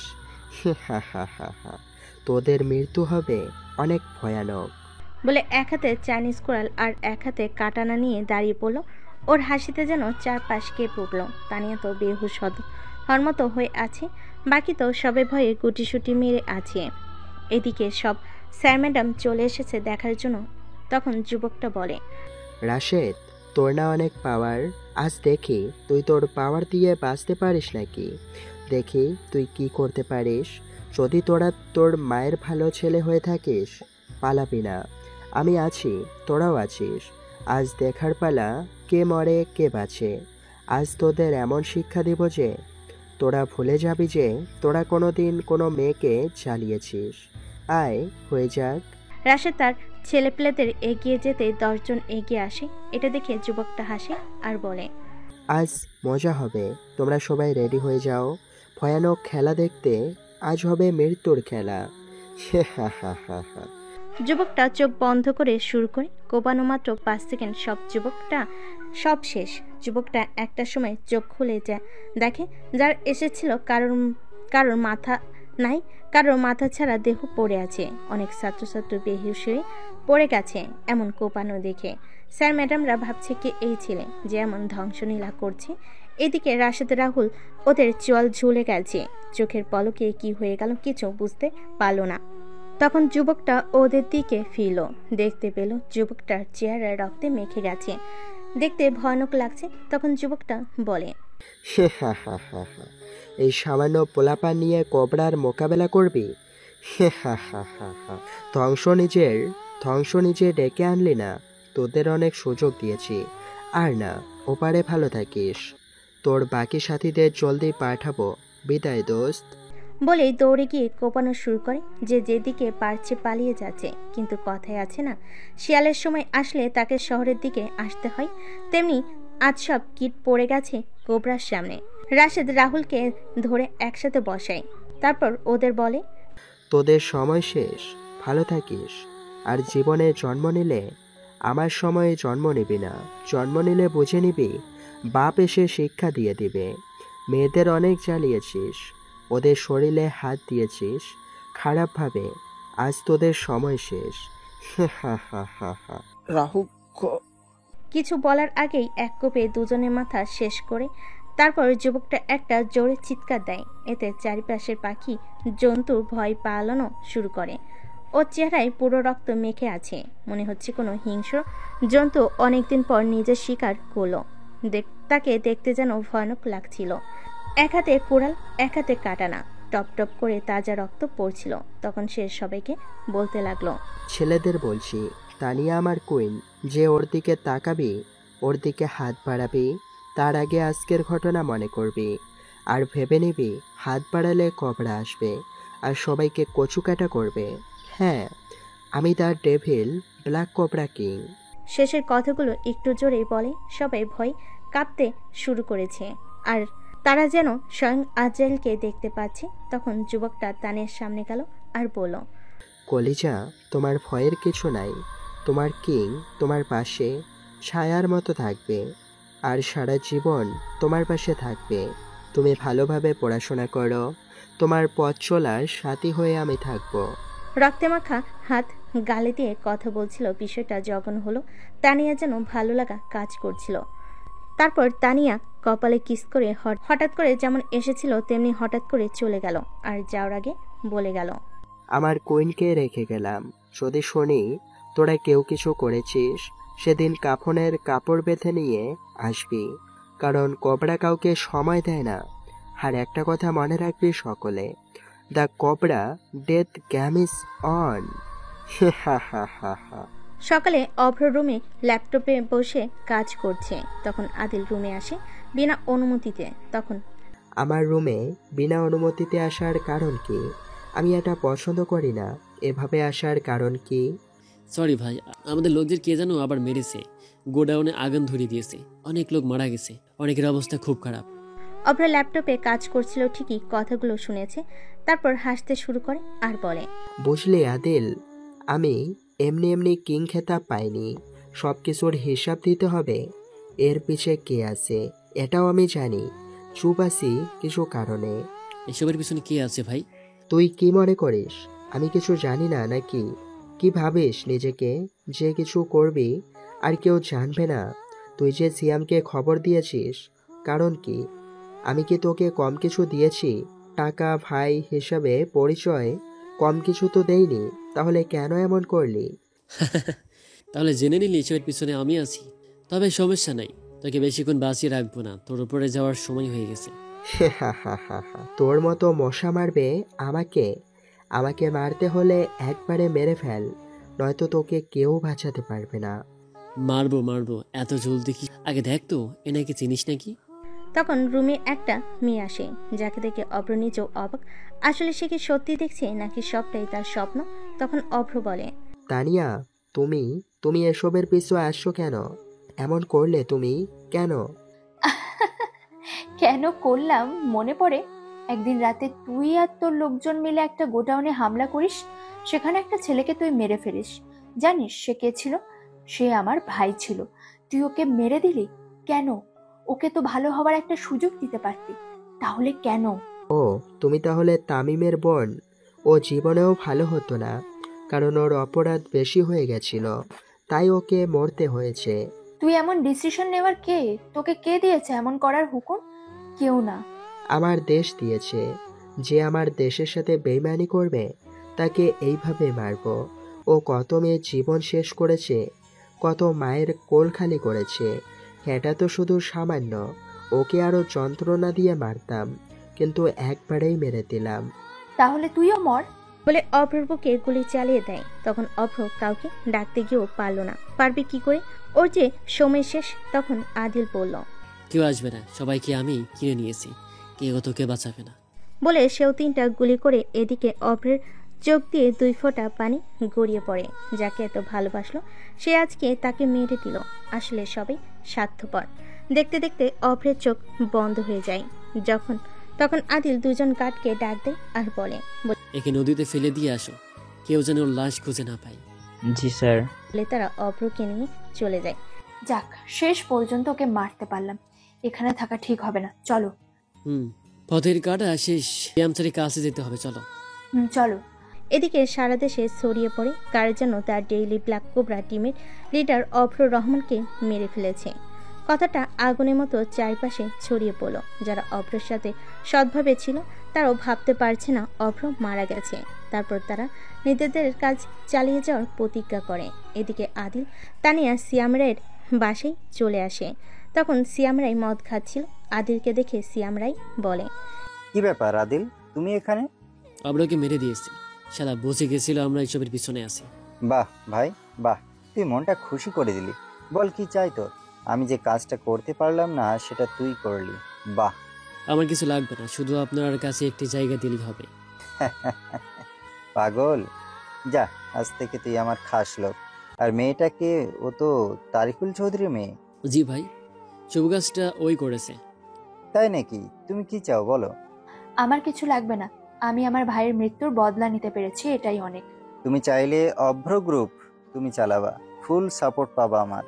ধন্যবাদ আপনাকে। আজ তাহলে আসি, পরে এক সময় দেখা হবে। ঠিক আছে, আলবিদা। আলবিদা। এদিকে তরিকুল চৌধুরী মাথায় হাত দিয়ে বসে আছে। সে জেনে গেছে তাদের বস নাই। বুঝেন নাই তো, তরিকুল চৌধুরী হলো কোবরা গ্রুপ অফ কোম্পানির লিডার। এজন্য তিনি খবরটা আগে পেয়ে গেছে, আর কে করেছে সেটা উনি জানে। তাহলে গল্পে ফেরা যাক। তরিকুল চৌধুরীকে মাথায় হাত দিয়ে বসে থাকতে দেখে তিশা চৌধুরী জিজ্ঞেস করে, তোমার কি হয়েছে বলো তো? এভাবে বসে থাকার মানে কি? বস নাই, তাহলে আমি কিভাবে ঠিক থাকি বলো? কার বস? কিসের বস? আমাকে তুমি কোনো কথাই বলো না। তোমার মেয়েকে জিজ্ঞেস করো কে সে। তখনই তানিয়া বাসায় আসে আর তরিকুল চৌধুরী বলে, কোথায় গিয়েছিলে তুমি? বাবা, আমি দিয়ার বাসায় গিয়েছিলাম কিছু পড়া জানতে। পড়া জানতে নাকি কাউকে খুন করতে? তানিয়া তার বাবার কথা শুনে অবাক হয়ে যায়। কিছু বুঝলেন না তো? চলেন ঘুরে আসি। তাহলে একদিন রাতে অভ্রের কাছে ওর খবরই কল দেয় আর বলে, বস, মাইনস্টোন গোডাউনে আজকে একটা বড় ডিল হবে। এখানে বিজনেসম্যান তরিকুল চৌধুরীর ছেলে তামিম চৌধুরী এটা ডিল করছে, সাথে অনেক মেয়ে পাচার হবে। তাই? ওকে করুক, আমিও দেখব কিভাবে করে। তুমি নজর রাখো, আমি আসছি। ওকে বস। তারপর অভ্র আদিলকে ডাক দেয় আর বলে, আদিল, লোকদের রেডি হতে বল, একটা মিশনে যাব। কোথায় ভাই? তোকে যেটা বললাম সেটা আম খা, আটি গুনিস না। এই কথা শুনে আদিল রাগ করে চলে যায়, কিন্তু সেটা প্রকাশ করে না। এদিকে তারা তৈরি হয়ে যায় গোডাউনে। সেখানে গিয়ে দেখতে পায় তার অনেক পরিচিত মুখ। তখন বলে, বাহ, সব শয়তান একসাথে দেখি। সবাই নিজেদের অস্ত্র বের করে। তখনই তামিম বলে, মরার জায়গা পেলি না, আমার কাছে আসলি, তবে ভালো হলো। সবাইকে বলতে পারবো কোবরাকে নিজে হাতে মেরেছি, আলাদা একটা মজা। সেটা হয়তো পূরণ হলো না। গার্ডদের ইশারা করে গুলি করার জন্য। এদিকে সবাই গার্ডকে শেষ করে ফেলে, শুধু তামিম ছাড়া। অভ্র তামিমকে বলে, সরি রে, তোকে বাঁচাতে পারলাম না। আগে তুই যা, বাকিদের তোর পরে পাঠাচ্ছি। আমাকে মারবি মার, কিন্তু ভুলে যাস না বাপেরও বাপ আছে, তোকে মারার জন্য কেউ আসবে। আলবিদা। বলে চালিয়ে দেয় গুলি, আর তামিম ওখানেই মারা যায়। এরা কথা তরিকুল চৌধুরী ওনার বাসায় সবাই জেনে যায়। তবে তারা জানতো তাদের ছেলে খারাপ পথে চলেছে, এটা হবে। কিন্তু তানিয়া ওর ভাইয়ের লাশ ছুঁয়ে কসম করে আর রাগটা নিজের ভিতর পুষে রাখে সুযোগের অপেক্ষাতে। তাহলে এই গল্পে ফেরা যাক। বাবা, তুমি এসব কি বলছো? আমি কিছু বুঝতে পারছি না। তুমি ভালো করেই জানো আমি কি বলতে চাই তোমাকে। তুমি কই গিয়েছিলে আর কেন গিয়েছিলে? বাবা, তোমাকে তো বললাম আমি দিয়ার বাসায় গিয়েছিলাম পড়া বুঝতে। আমি তোমার বাবা, তুমি আমার বাবা নও। তুমি কেন মারলে কোবরা কিংকে? কারণ কি? ও তুমি জেনে গেছো, ভালো হয়েছে। ওর জন্য আমি আমার ভাইয়াকে হারিয়েছি, ভাইয়ের ভালোবাসা থেকে বঞ্চিত হয়েছি। আর তোমরা বাবা মা হয়ে চুপ করেছিলে কেন? তরিকুল চৌধুরী মিসেস তিশা চৌধুরীর দিকে করুণ চোখে তাকায় আর বলে, তোমার মেয়ে কি পাগল হয়ে গেছে নাকি? কি বলছে এসব? কি যেন শুনে বলছে ও কত বড় অপরাধ করেছে, এর কোনো ক্ষমা নাই। আমি সত্যিই ভাবতে পারছি না যে ছেলে যেমন ছিল মেয়েও তেমনই। তানিয়া, তোমার মাথা খারাপ হয়ে গেছে নাকি? তোমার বাবার সাথে কিভাবে কথা বলতে হয় সেটা তুমি ভুলে গেছো? আর কথা রইল তোমার ভাই, ওকে আমি জন্ম দিয়েছি ঠিকই, কিন্তু ও মানুষ হয়ে জন্ম নেয়নি, নিয়েছিল অমানুষ হিসেবে। তাই তো এত কিছু করলো, আমাদের কথা একবারও ভাবেনি। ভালো হয়েছে মরে গেছে, নয়তো আমি গলা টিপে মেরে দিতাম। মা বাবা, তোমাদের কি হয়েছে? তোমরা কি বলছো? ভাইয়া তো তোমাদের সন্তান ছিল, ওকে মেরে ফেললো তাও তোমাদের যায় আসে না? তোমরা কি মানুষ?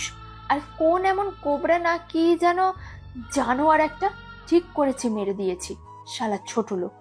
তরিকুল চৌধুরী এবার আর সহ্য করতে পারেনি, উঠে গিয়ে তানিয়াকে চর মারেন। তানিয়া কাঁদো কাঁদো চেহারা হয়ে তার বাবাকে দেখছে। যে বাবা তার গায়ে ফুলের টোকাও লাগতে দেয়নি, সেই আজকে মারল। তখন তরিকুল চৌধুরী বলল, বাস, অনেক হয়েছে, তুমি অনেক বেশি কথা বলেছো। আর না, অনেক হয়েছে। বাবা, তুমি আমাকে মারলে, ওই ছোট লোকটার জন্য আমাকে মারলে? তোমাদের তো খুশি হওয়া উচিত, বদলা নিয়েছি। হ্যাঁ মারলাম, এই চোটটা আরো আগে মারা উচিত ছিল তোকে, তাহলে তুই মানুষ হতি, অমানুষ না। আর ওকে ছোট লোক বলছিস? ওর জন্য আমাদের পরিবার চলে। তুই আমাদের সাথে আছিস এটা ওর কারণে। ওর দেওয়া দানে তোর এত গরম, এত ভাব, তাহলে ও কেমন হবে? তাও সবার সামনে ভালো ব্যবহার করতো, গরিব অসহায় মানুষদের পাশে থাকতো। আর তুই না জেনে বুঝে ওকে মেরে দিলি, আমাকে আগে মারতি। কেন বাবা, কি এমন হয়েছিল? তুই যাদের সাথে মিলে ওকে মারলি, ওরাই তোকে ভোগের বস্তু বানাতো, তোকে ব্যবহার করতো নিজের কাজের জন্য। একমাত্র ওর জন্য তোর কোনো ক্ষতি করতে পারেনি। আর তোর ভাই ও নিজের কর্মের ফল পেয়েছে, তাই বলে একজন নিরীহ মানুষকে মেরে দিলি। আমার একমাত্র ছেলে মৃত্যু ওর হাতে হয়েছে জানার পরেও ওকে লিডার হিসেবে সৎভাবে নিজের কাজ করেছি। আর ও সব জানার পরেও কোনো খারাপ ব্যবহার করেনি আমার সাথে। আর তুই কি ছি? এখন বল, কই মেরে ফেলেছিস ওকে? ওকে গুলি করে নদীতে ফেলে দিয়েছি। এটা তুই কি করলি তিশা? এই মেয়ে যেন বাসা থেকে বের না হয়, আর হলে গুলি করে মেরে দিবা। এমন সন্তান থাকার থেকে সারা জীবন নিঃসন্তান হয়ে থাকবো।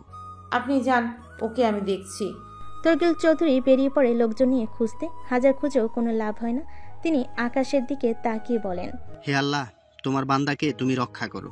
বলে তিনি কাঁদতে শুরু করলেন। আর তখনই ভাবতে লাগলেন যে মানুষটা সবার বিপদে পাশে থেকেছে, হাত ধরে রেখেছে, সে মৃত্যুর আগে অবধি তাদের কথা ভেবে গেছে। কোনো এক অজানা জায়গাতে কিছু একটা পড়ে আছে। তখন একটা ছায়ামূর্তি দেখা গেল। শেষে জিনিসটাকে সোজা করলো আর সেটা দেখে বলল, বোকার দল, মৃত্যুর খেলা এখনো বাকি আছে, এখনো শেষ হয়নি। মৃত্যুর খেলা খুব জলদি আবার বের হবে এক ভয়ানক মৃত্যুর মিছিল। সে অজানা জিনিসটাকে নিয়ে চলে যায়। তারপর এদিকে দেশের অবস্থা একদম খারাপ হয়ে গেছে। যেখানে সেখানে মারামারি, কারাকাটি, ছেলেমেয়েরা সব নেশার জগতে একদম মিশে গিয়েছে। দেশের এমন অবস্থা দেখে অনেকে ভাবছে যে যখন কোবরা কিং ছিল তখন সবাই কত না ভালো ছিল, কিন্তু এখন সব শেষ। তানি এখন অপর গ্রুপ সামলায়, তাকে সাহায্য করছে সিয়াম রাই আর আদিল।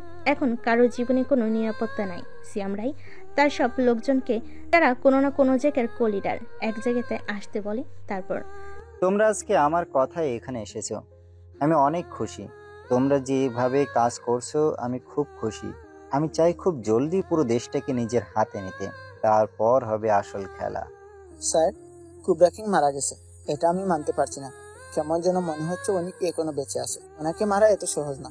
কেমন যেন মনে হচ্ছে এটা জ্বর আসার আগে যেমন শান্ত থাকে পরিবেশ, ঠিক তেমনই আপনার হয়তো জানা উচিত। উনি যদি কোনোভাবে বেঁচে থাকে, আমরা কেউ বাঁচতে পারবো কিনা জানি না। আমাদের সবাইকে কেটে ফেলবে। ওনার কুড়াল আর কাটানোর সামনে যে দাঁড়িয়েছে সেই শেষ হয়েছে, আর আমরা তো ওনাকে মারতে চাইছি। তুমি আমার লোক হয়ে ভয় পাচ্ছ, ভাবতে অবাক লাগে। স্যার, ভয় পাওয়াটা কি উচিত না? যেখানে একটা মানুষ 1 মিনিটে একটা অস্ত্র চালাতে পারে, সেখানে উনি 5 সেকেন্ডে একসাথে 2টা অস্ত্র চালাতে পারে, তাও নিজের চোখ বন্ধ করে। ভয় পাওয়াটা কি উচিত না? আর মিস তানিয়া, আপনাকে তো সে ভালোবাসত, আপনিও এমনই কাজ করলেন, কাজ তো আপনিও ভালো করলেন না। তুমি সামান্য একজন কো লিডার হয়ে আমাকে বলছো? আমি সামান্য হয়েছি দেখে বলছি, নয়তো তোমার মতো মেয়েকে জানে মেরে দিতাম। তোর মতো নিচু মানের মানুষ আর দেখিনি শালা, যে তোর জন্য এত কিছু করলো তাকেই মেরে দিলি। তুই কি আসলেই মানুষ নাকি অন্য কিছু? সিয়াম রায় আমাকে ডেকে এখানে অপমান করার কোনো মানে হয় না। সাবিত, তুমি কিন্তু খুব বেশি বেশি কথা বলছো। এত বেশি কথা বলা ভালো, এটা ভুলে যেও না যে তুমি আমার দেওয়া পাওয়ারে চলো। আরে আপনার কি পাওয়ার আপনি হয়তো জানেন না। বসের পাওয়ার কত ছিল হে? ওনাকে বস বলছি কারণ এখানে থাকা অনেকে ওনার করা সাহায্যের জন্য আজ নিজের পরিবারকে দেখতে পাচ্ছে।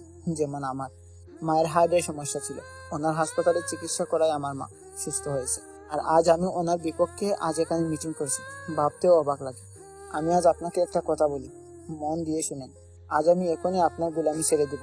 আজ থেকে আমি বসের গোলামি করব, ওনার পায়ের কাছে পড়ে থাকবো।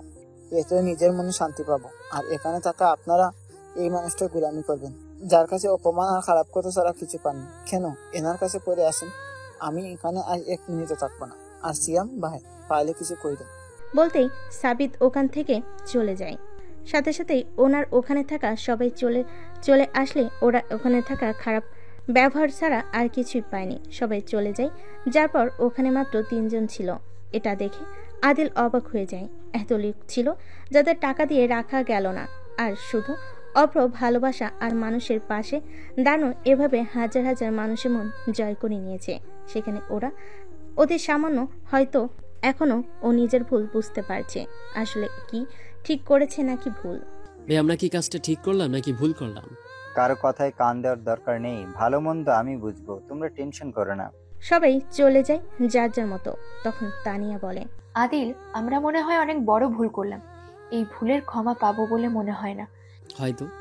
1 মাস পর একটা অন্ধকার রুমে শুয়ে আছে একটা যুবক। হঠাৎ সে জেগে ওঠে আর আশেপাশে তাকায়, দেখে সবকিছু অন্ধকার।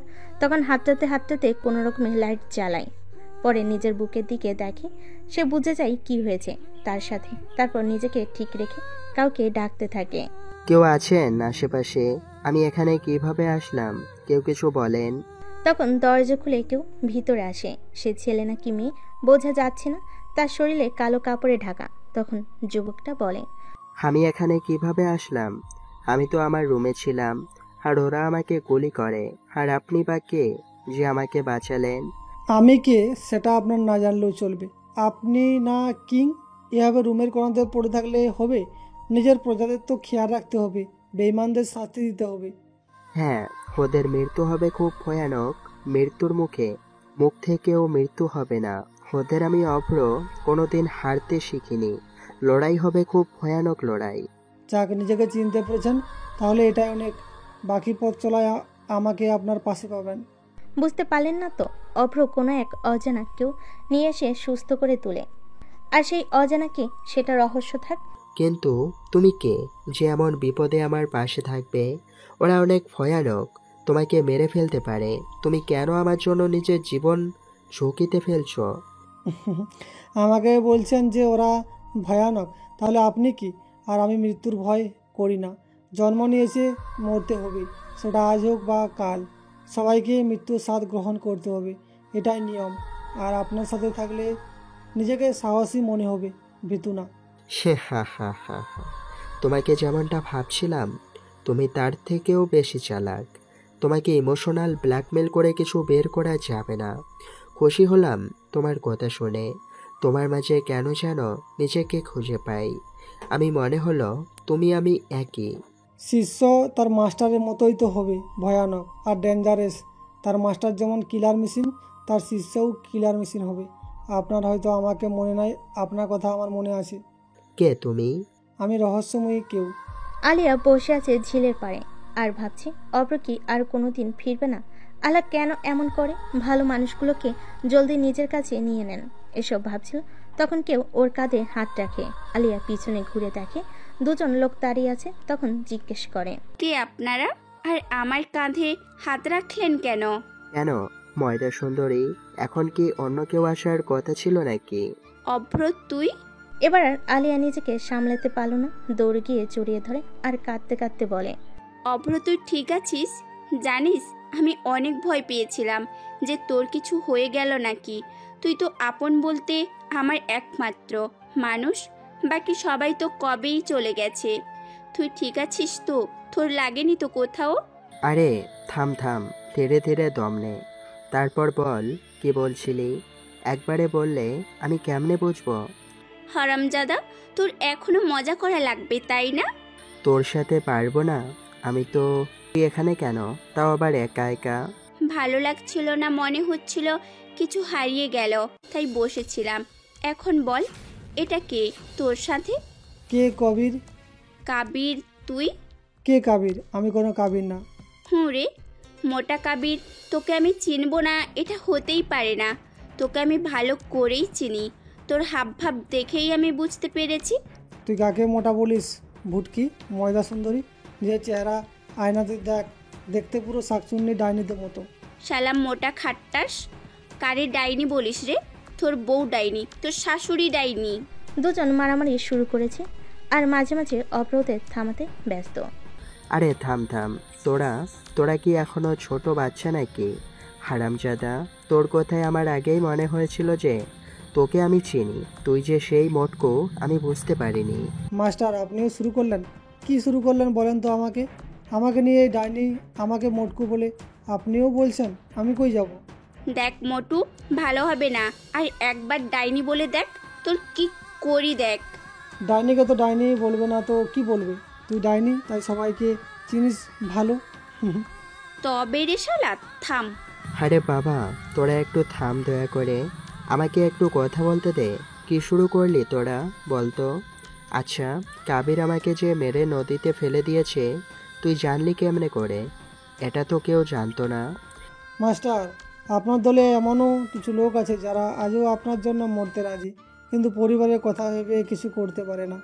আমাকে তেমনি একজন খবর দেয়, আমি এসে অনেক খুঁজি কিন্তু পাই না। পরে নদী ধারে সামনে এগিয়ে যাই, দেখি আপনি নদীর কিনারতে আটকে আছেন। তারপর আপনাকে নিয়ে গিয়ে সুস্থ করি। তারপর আপনি জানেন এদিকে সারা দেশে ওরা নোংরা কাজ শুরু করেছে। ছোট বড় ছেলে মেয়ে সবাই নেশা জগৎ বলতে এখন পাগল হয়ে গেছে। কোথাও কোনো নিয়ম নাই, সব নিয়মের বাইরে। আর এসবের পিছিয়ে আসে তানিয়া আর আদিল। ওরা দেশটাকে শেষ করে ফেলেছে। এখন মেয়েরা বাইরে বের হতে ভয় পেয়েছে। এখন মেয়েদের নিরাপত্তা নাই। তুই নিয়ে গিয়ে রেপ করে মেরে ফেলে পরের দিন ওই মেয়ের লাশ পাওয়া যায়। আর এগুলো করে সিয়াম রায়ের ডান হাত মাইকেল রাধাব ওকে নিজের হাতিয়ার বানিয়ে ব্যবহার করছে। তানিয়া আর আদিল আমার কাছে এসেছিল, 50 কোটি টাকার লোভ দেয় আর বলে প্রতি মাসে কোটি কোটি টাকা পাবো। ওদের তোর সব কাজের খবর দিলে ওরা তো তোর সব কাজের খবর জানে না, যা আমি জানি। পরে তানিয়া আমাকে চড়ও মারে।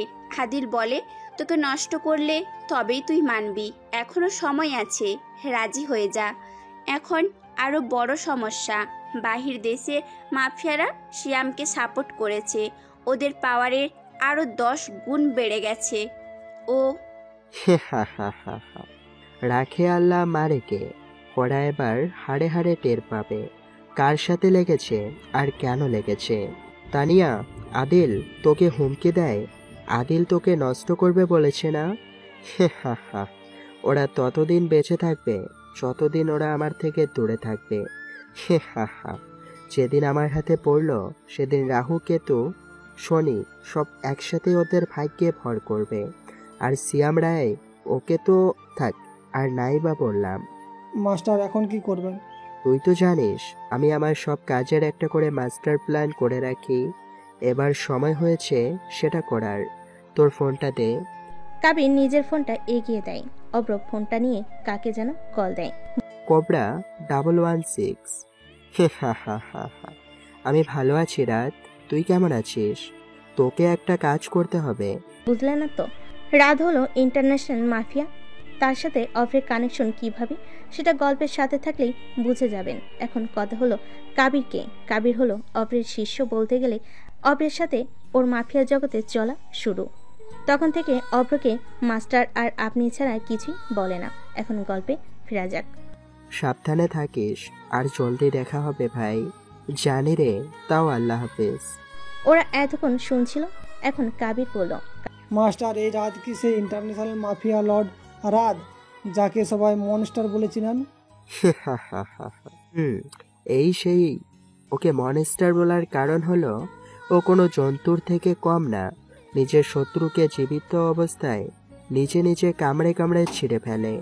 ওর টিমকে মনস্টার এলিট বলা হয়, যেটা পৃথিবীর মাফিয়াদের ভিতরে সব থেকে পাওয়ারফুল। আমি বুঝলাম, কিন্তু ওনার সাথে এভাবে কথা বললি, যেখানে ওনাকে আপনি ছাড়া কিছু বলে কথা বলা যায় না। আবার কোবরা 116 এটা কি বললি? আমি কিছুই বুঝলাম না। ওর মাফিয়া দল আমার পাওয়ারের একটা ছোট্ট অংশ মাত্র। ওটা একটা কোড, ওটা আমি ছাড়া কেউ জানে না। আজ তোরা জানলি, কিন্তু লাভ নাই জেনে। আর ওকে যে কাজ করতে বললাম, এটার পর দেখবি আসল মজা। এবার সময় হয়েছে নিজের ক্ষমতা দেখানোর আর নিজেকে আলোতে প্রকাশ করার। কবির আলিয়া কিছু বুঝলো না যে কি বলল, তবে এটুকু বুঝতে পেরেছে যে যে কোনো মাস্টার প্ল্যান এক্সিকিউট করেছে। দেখা যাক কি হয়। সকালে Chowdhury group of industry, Tarikul Chowdhury কেবিনে ওনার সাথে আরও কয়েকজন বিজনেসম্যান, যারা সকলে অফের বোর্ড মেম্বার, সাথে মাফিয়া গ্রুপের কোলিডার, সকলে আজ চিন্তিত হয়ে বসে আছে। তখন তরিকুল চৌধুরী বলেন, এভাবে তো বিজনেস করাই মুশকিল হয়ে উঠেছে। না পারছি উগলাতে, না পারছি গিলতে, কি করব বুঝতে পারছি না। কি করব বলেন তো স্যার? উনি থাকলে কি করা যেত না যেত তার কোনো না কোনো একটা উপায় উনি বলে দিতেন। কিন্তু এখন তো শান্তিতে ঘুমও হারাম হয়ে গেছে, কোনো কুল কিনারা খুঁজে পাচ্ছি না। আসলে আমাদের কি করা উচিত আমরা সেটাই জানি না। আমরা আসলে এমন ক্ষমতার অযোগ্য। ইসমাইল শেখ, আপনি কিছু বলেন, নাকি আপনিও সবার মতো চুপ থাকবেন? আমার কি বলা উচিত সেটা আমি জানি না, তবে আমি একটা জিনিস ভাবছি। কি ভাবছেন? যদি আমরা ইন্টারন্যাশনাল কোনো মাফিয়ার সাহায্য নিই, তাহলে হয়তোবা কিছু সমস্যার সমাধান হলেও হতে পারে। আপনারা কি বলেন? আমার মনে হয় আপনি ঠিক কথাই বলেছেন, কিন্তু এত কিছুর পরেও একটা সমস্যা থেকেই যায়। যদি আমরা কিছু করি আর সেটা যদি ওই সিয়াম রায় জানে, তাহলে কিন্তু সব শেষ। হ্যাঁ, আপনার কথা একদিক থেকে ঠিক আছে, কিন্তু আমরা কার সাহায্য নিব? আমরা তো এমন কাউকে চিনি না যাকে ভরসা করা যাবে। শেষে দেখা যাবে দাওয়াত দিয়ে শয়তানকে ডেকে আনলাম। তাই কিছু করার আগে আমাদের ভাবতে হবে, তারপর কোনো পদক্ষেপ নিতে হবে। একজন আছে যার উপর ভরসা করা যায়, যে কোনো দলের হয়ে কাজ করে না, বরং অন্য দল এদের হয়ে কাজ করে, এবং কি সিয়াম রায়ও এদের হয়ে কাজ করে। বলতে পারেন এদের পাওয়ারের গরম দিয়েই চলে। কে এমন সেই দল যার হয়ে সবাই কাজ করে? এত কিসের ভয়? ভয়?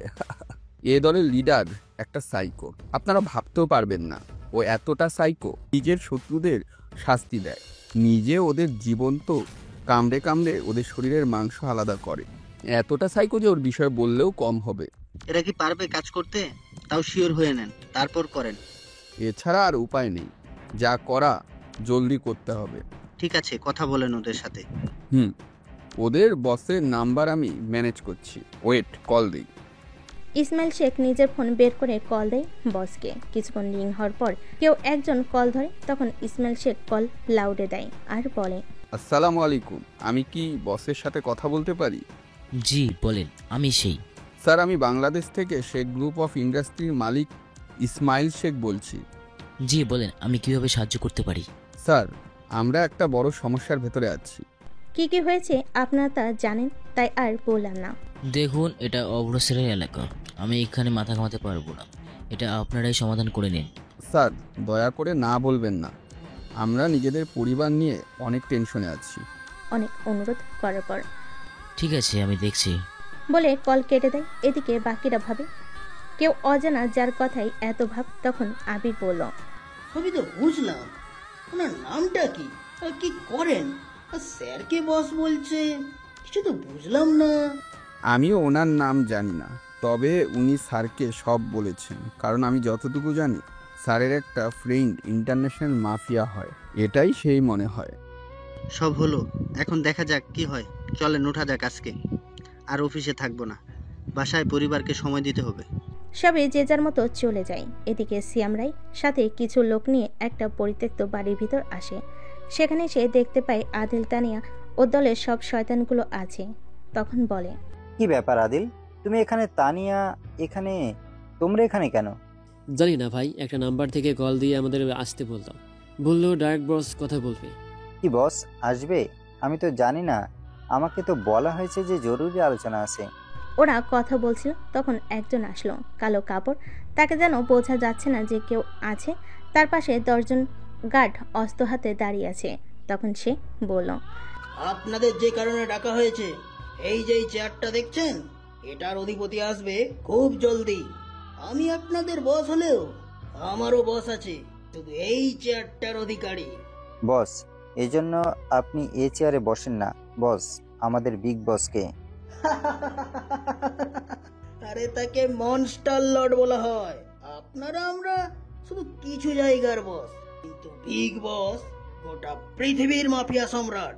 এক কথায় মনস্টার লর্ড। উনি যেখানে যান সেখানের মাফিয়ারা এমনিতেই ওনাকে লিডার মেনে নেয়। উনি কি এখন থেকে এখানেই থাকবেন? বস কি কাজে আসবেন? তাহলে আপনাকে একটা গল্প বলি। প্যারিসের মাফিয়া লিডার ছিল স্যাম জর্জ, যে তার দলকে একটা পাওয়ারফুল দল করতে চেয়েছিল, কিন্তু ওর জন্য ওকে কোনো বড় মাফিয়ার সাহায্য নিতে হবে। এ কোনোভাবে খোঁজ পায় বসের ব্যাপারে। সে বসকে তার দেশে ডাকে। বস যায় সেখানে, তাকে আটক করা হয়। তিনি ছিলেন একা। ভিতরে যখন তাকে মেরে ফেলতে চায়, উনি শুধু হাসলেন আর একটা কথা বলেছিলেন, যে বাবা ছেলেকে কোলে পিঠে মানুষ করলো, আর ছেলে বড় হয়ে বাবার থেকে নিজেকে বড় মনে করেছে। ছিল 1 লাখ লোক আর বস একা।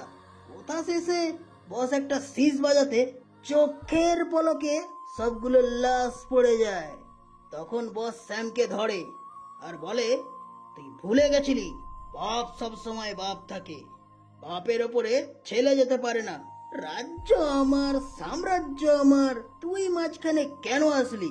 আমার সাম্রাজ্যের মাঝে যে এসেছে সেই মারা পড়েছে, তুই বলে ওকে শেষ করে দেই। এরপর আর কারো সাহস হয়নি ওনার সাথে লাগার। এতক্ষণ সবাই শুনছিল, কথা শেষ, শরীরের লোম দাঁড়িয়ে গেছে। তখন আগন্তুক বলে, কথা শুনেই লোম দাঁড়িয়ে গেল? তাহলে বস সামনে আসলে কি করবেন? উনি আসবে জানোয়ারকে শেষ করতে, তাই সাবধান। লিস্টে যেন আপনাদের নাম যেন না থাকে, তাহলে আমিও কিছু করতে পারবো না। আজ অব্দি আপনারা আসতে পারেন। সিয়াম রায়, আপনি কিন্তু সাবধান। শ্যাম রায় ভয় পেয়ে যায় যে তাকে কেন বলছে, তার নামে কি লিস্ট চলে গেল। যখন সে ভাবতে ভাবতে যেতে লাগলো, তখন আগন্তুক বলল, ভুলে যাবেন না, বাপ তো বাপই হয়, বাপের ওপর বাটপাড়ি চলে না। এবার সবার বাপ আসছে, হিসাব পাই টু পাই নিবে। ভুল করলে বা দিতে না পারলে জাহান্নাম দেখিয়ে দিবে, মনে রাখবেন।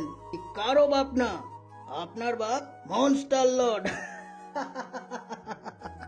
সাবধান, মরণ কিন্তু মাথার ওপর দেখেন, মরণ যেন গোলাতে না চলে আসে, তাহলে আপনার মাথা থাকবে কিনা আমার জানা নাই। শ্যাম রায় তো এমনিতেই ভয়ে ছিল, এখন যেন জান হাতে চলে আসলো। তারপর মাথা নিচু করে চলে গেল এদিকে। অপ্র, কাবির আর আলিয়া বসে আছে একটি পার্কে। তখন কাবির বলল, মাস্টার আপনি কি করতে চাইছেন? আমি কিছু বুঝতে পারছি না। আমার মাস্টার প্ল্যান কাজ করা শুরু করেছে, এখন শুধু অ্যাকশন হবে। দেখবো কি হয়, কে কে সৎ পথে আর কে কে অসৎ পথে দেখা হবে। তুই কি করতে চাইছিস একটু বলবি? না, করে দেখাবো। কাবির ফোনটা দে। কাবির ফোন দিলে অপ্র কাকে যেন কল দেয় গেম ইজ অন আর বলে, তারপর কল কেটে দিয়ে পাগলের মতো হাসতে থাকে। তখন আলিয়া বলে, তুই কি পাগল হয়ে গিয়েছিস নাকি না আমাদের পাগল করছিস? কোনটা? তুই কি করছিস একটু বলবি আমাকে? আজকে থেকে খেলা শুরু হবে, চল এখন একটা জায়গাতে যেতে হবে। ওরা বেরিয়ে পড়ে। এদিকে শহরে আজ মানুষের ভিড়ে আতঙ্ক কাজ করছে। তাদের ভয়ের কারণ হলো শহরের ভিতরে হঠাৎ করে গাড়ি গাড়ি হাজার হাজার ছেলেপেলে আসছে। সব গাড়ির সামনে ব্ল্যাক হায়নার লোগো করা আছে। সবাই কম বেশি জানে ব্ল্যাক হায়নার ব্যাপারে। তারা এটাও বুঝতে পারছে যে শহরে কিছু হতে চলেছে। ব্ল্যাক হায়না আসা মানে শহরের লাশের মিছিল নামবে। রাস্তার সাইডে যারা ছিল তারা যে যেদিকে পারছে দৌড়াতে শুরু করেছে। এদিকে সিয়াম রায়ের ম্যানেজার আসে ওনার রুমে, এসে নক করে সিয়াম রায় অনুমতি দিলে ভিতরে গিয়ে বলল, স্যার সর্বনাশ হয়ে গেছে। কেমন হয়েছে? এমন পাগলের মতো করছো কেন? আর এত ভয় পেয়ে আছো কেন? স্যার এবার আমাদের সময় শেষ, এখন ওদের সময়। ওই মিয়া, তুমি কি আমার সাথে ফাজলামি করছো নাকি? কি হয়েছে সেটা না বলে দুনিয়ার সব কথা বলছো? Sir black hyena. Siam Roy মদ খাচ্ছিল, নাম শুনে বিষম লাগলো, নিজেকে ঠিক করে বলল, মাথা ঠিক আছে? কি বলছো ভেবে বলছো তো তুমি? এমনটা হতে পারে না, এটা হলে তো আমার সব শেষ। ওরা কেন আসলো? কেন? কি দরকার পড়লো? কি দরকার? এটা ভালো খবর না। আমি তো ভাবছি অভ্রকে মেরে আমার পথের কাটা শেষ, কিন্তু আমি ভুলে গেছিলাম কাটা সরাতে গিয়ে আমি আজরাইলকে দাওয়াত দিয়ে ডেকে এনেছি। আমি যেটুকু জানি, হায়না যে শহরে গেছে সেই শহরে আগে লাশের মিছিল বের হবে, তারপর শহর তার গোলামি করবে না, এমনটা হতে পারে না। জলদি ফরেন মাফিয়াদের সাথে কানেক্ট করো আর ওনাদের সবটা জানাও, জলদি করো। জি স্যার। বলে ম্যানেজার চলে যায়। এদিকে সিয়াম রায় রুমে পায়চাই করছে আর ভাবছে এবারে তো সব শেষ। এদিকে অভ্র, আলিয়া, কাবির একটা ফাঁকা মাঠের কাছে আসলো। তখন কাবিরের ফোনে কল আসলো, সেটা অভ্রের দিকে এগিয়ে দেয়। তখন অভ্র কল ধরে আর বলে, আমি আসছি। কাবির, আলিয়া, তোরা এখানে থাক, আমি একটু আসছি। বলে চলে গেল। এদিকে আলিয়া আর কাবির অন্ধকারে দাঁড়িয়ে আছে, নিজের হাতটাও দেখতে পাচ্ছে না। ওরা তখন হঠাৎ করে চারিদিকে আলো জ্বলে উঠল, আর সেখানে থাকা লোকগুলোকে ওদের দিকে অস্তর তাক করলো। এতে ওরা কিছুটা হলো ভয় পেয়ে গেল। তখন আলিয়া বলল, আমরা এটা কোথায় এলাম? আর এত ছেলে পেলে এরা কারা? এরা এখানে কেন? আর সবাই এমন কালো কাপড় পরে কেন কাচ্ছে? কাবির একটু ভালো করে খেয়াল করে দেখলো, আসলে ওরা যেটা ভাবছে সেটা তার থেকেও ভয়ানক। তখন কাবিরের চোখ যায় গাড়ির দিকে, সে দেখে গাড়িটা ব্ল্যাক হাইনার লোগো করা আছে। তখন ওর মুখ দিয়ে বের হলো, black hyena. Aliya black hyena বলে কিছু বুঝতে না পারে বলল, ব্ল্যাক হাইনা মানে? তুই কি বলছিস? আমাকে একটু খুলে বলবি? তুই জানিস আমরা কাদের সামনে দাঁড়িয়ে আছি? এরা হলো সব ব্ল্যাক হাইনার ক্রু। এটা তো সামান্য, এদের কোটির কাছাকাছি ক্রু আছে। এরা সকলেই স্পেশালভাবে ট্রেনিং পায়, এদের নিশানা মিস হয় না। আমি শুনেছি এদের লিডার সে একাই 1000 লোককে একাই সামলাতে পারে। এরা এমন কোনো অস্ত্র নাই যেটা চালাতে পারে না। এরা যে শহরে পা দেয় সেই শহরে লাশের মিছিল নামে। বলতে পারিস মৃত্যু আর এক নাম ব্ল্যাক হাইনা। এরা এক একটা পারমাণবিক বোমা। এরা যখন ফাটে তখন চারিদিকে লাশ আর লাশ। এদের লিডার রক্তের ভাবসা গন্ধ নিতে খুব ভালোবাসে। এরা এতই ভয়ানক তোদের কি বলবো। আর ওরা এভাবে এসেছে মানে ওরা যখন ওদের সর্দারের কাছে যায় এমন ব্ল্যাক কাপড়ে নিজেদের ঢেকে নেয়, সবার কথায় বলতে এদের সর্দার এদের অর্ডার দিয়ে দেখে এসেছে। এরা কি আমাদের মেরে ফেলবে? না, আমি যা জানি এরা শুধু শয়তানদের মারে, ভালো মানুষকে না। তখন ওরা দেখতে পায় হাজার হাজার ছেলে পেলে নিজেদের অস্ত্র রেখে এক হাত বুকে দিয়ে হাঁটুকে বসে পড়ে আর জড়ো করে সর্দার বলে চিৎকার করে ওঠে। এতে যেন আশেপাশে খানিকটা কেঁপে ওঠে। আলিয়া, কাবির বুঝতে পারে না কি হচ্ছে। তখন ওরা পিছে তাকিয়ে দেখে একটা যুবক কালো কাপড়ে নিজেকে ঢেকে রেখেছে, শুধু চোখ বের হয়ে আছে, চোখটা কালো হয়ে আছে। আশেপাশের পরিবেশ যেন শান্ত হয়ে গেছে, কোথাও যেন টু পরিমাণ শব্দ নাই। পরিবেশ যেন আরো কালো রূপ ধারণ করেছে, মনে হচ্ছে সে তার সর্দারকে ফিরে পেয়েছে। তখনই আলিয়া কাবিরকে বলে, ছেলেটা নাকি মেয়ে? এটা কে এমন পোশাক পরেছে, কেমন লাগছে? এটা মেয়ে না, ছেলে। ওদের লিডার ছেলে, মেয়ে না। তখন কাবির যুবকটার হাতের কবজিতে দেখতে পাই একটা পালা, যেটার উপরে হায়নার লোগো করা আছে। তখন কাবির বুঝতে পারে এদের সামনে স্বয়ং যমদূত দাঁড়িয়ে আছে, হায়না গ্রুপের সর্দার দাঁড়িয়ে আছে। কাবির আলিয়াকে অবাক করে দিয়ে বুকে হাত দিয়ে হাঁটুকে বসে পড়ল আর বলল, সর্বদা সালাম নিবেন। আলিয়া দেখলো কাবিরের কপাল বেয়ে ঘাম পড়ছে। কাবির আলিয়াকে ইশারা করে বসে সম্মান দিতে বলল। আলিয়া যখনই বসতে যাবে তখনই সর্দার বলে, না, তোমার বসা লাগবে না, অল ক্রু স্ট্যান্ড আপ। সর্দারের হুকুম পেয়ে সবাই দাঁড়িয়ে পড়ল আর সর্দার আলিয়ার কাছে গিয়ে ওকে বলল, তোমাকে আমার ভালো লেগেছে। যেখানে সবাই আমার সামনে ভয়ে মাথা নিচু করে বসে পড়ে সেখানে তুমি টান হয়ে দাঁড়িয়ে আছো। ইমপ্রেসিভ।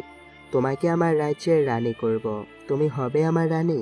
আমি কোনোদিন কারোর সামনে মাথা নিচু করিনি, করবো না। এক আল্লাহ ছাড়া। আর আপনি সর্দার হয়েছেন তো কি হয়েছে? আপনিও মানুষ, আমিও মানুষ। আপনাকে ভয় পাবো কেন?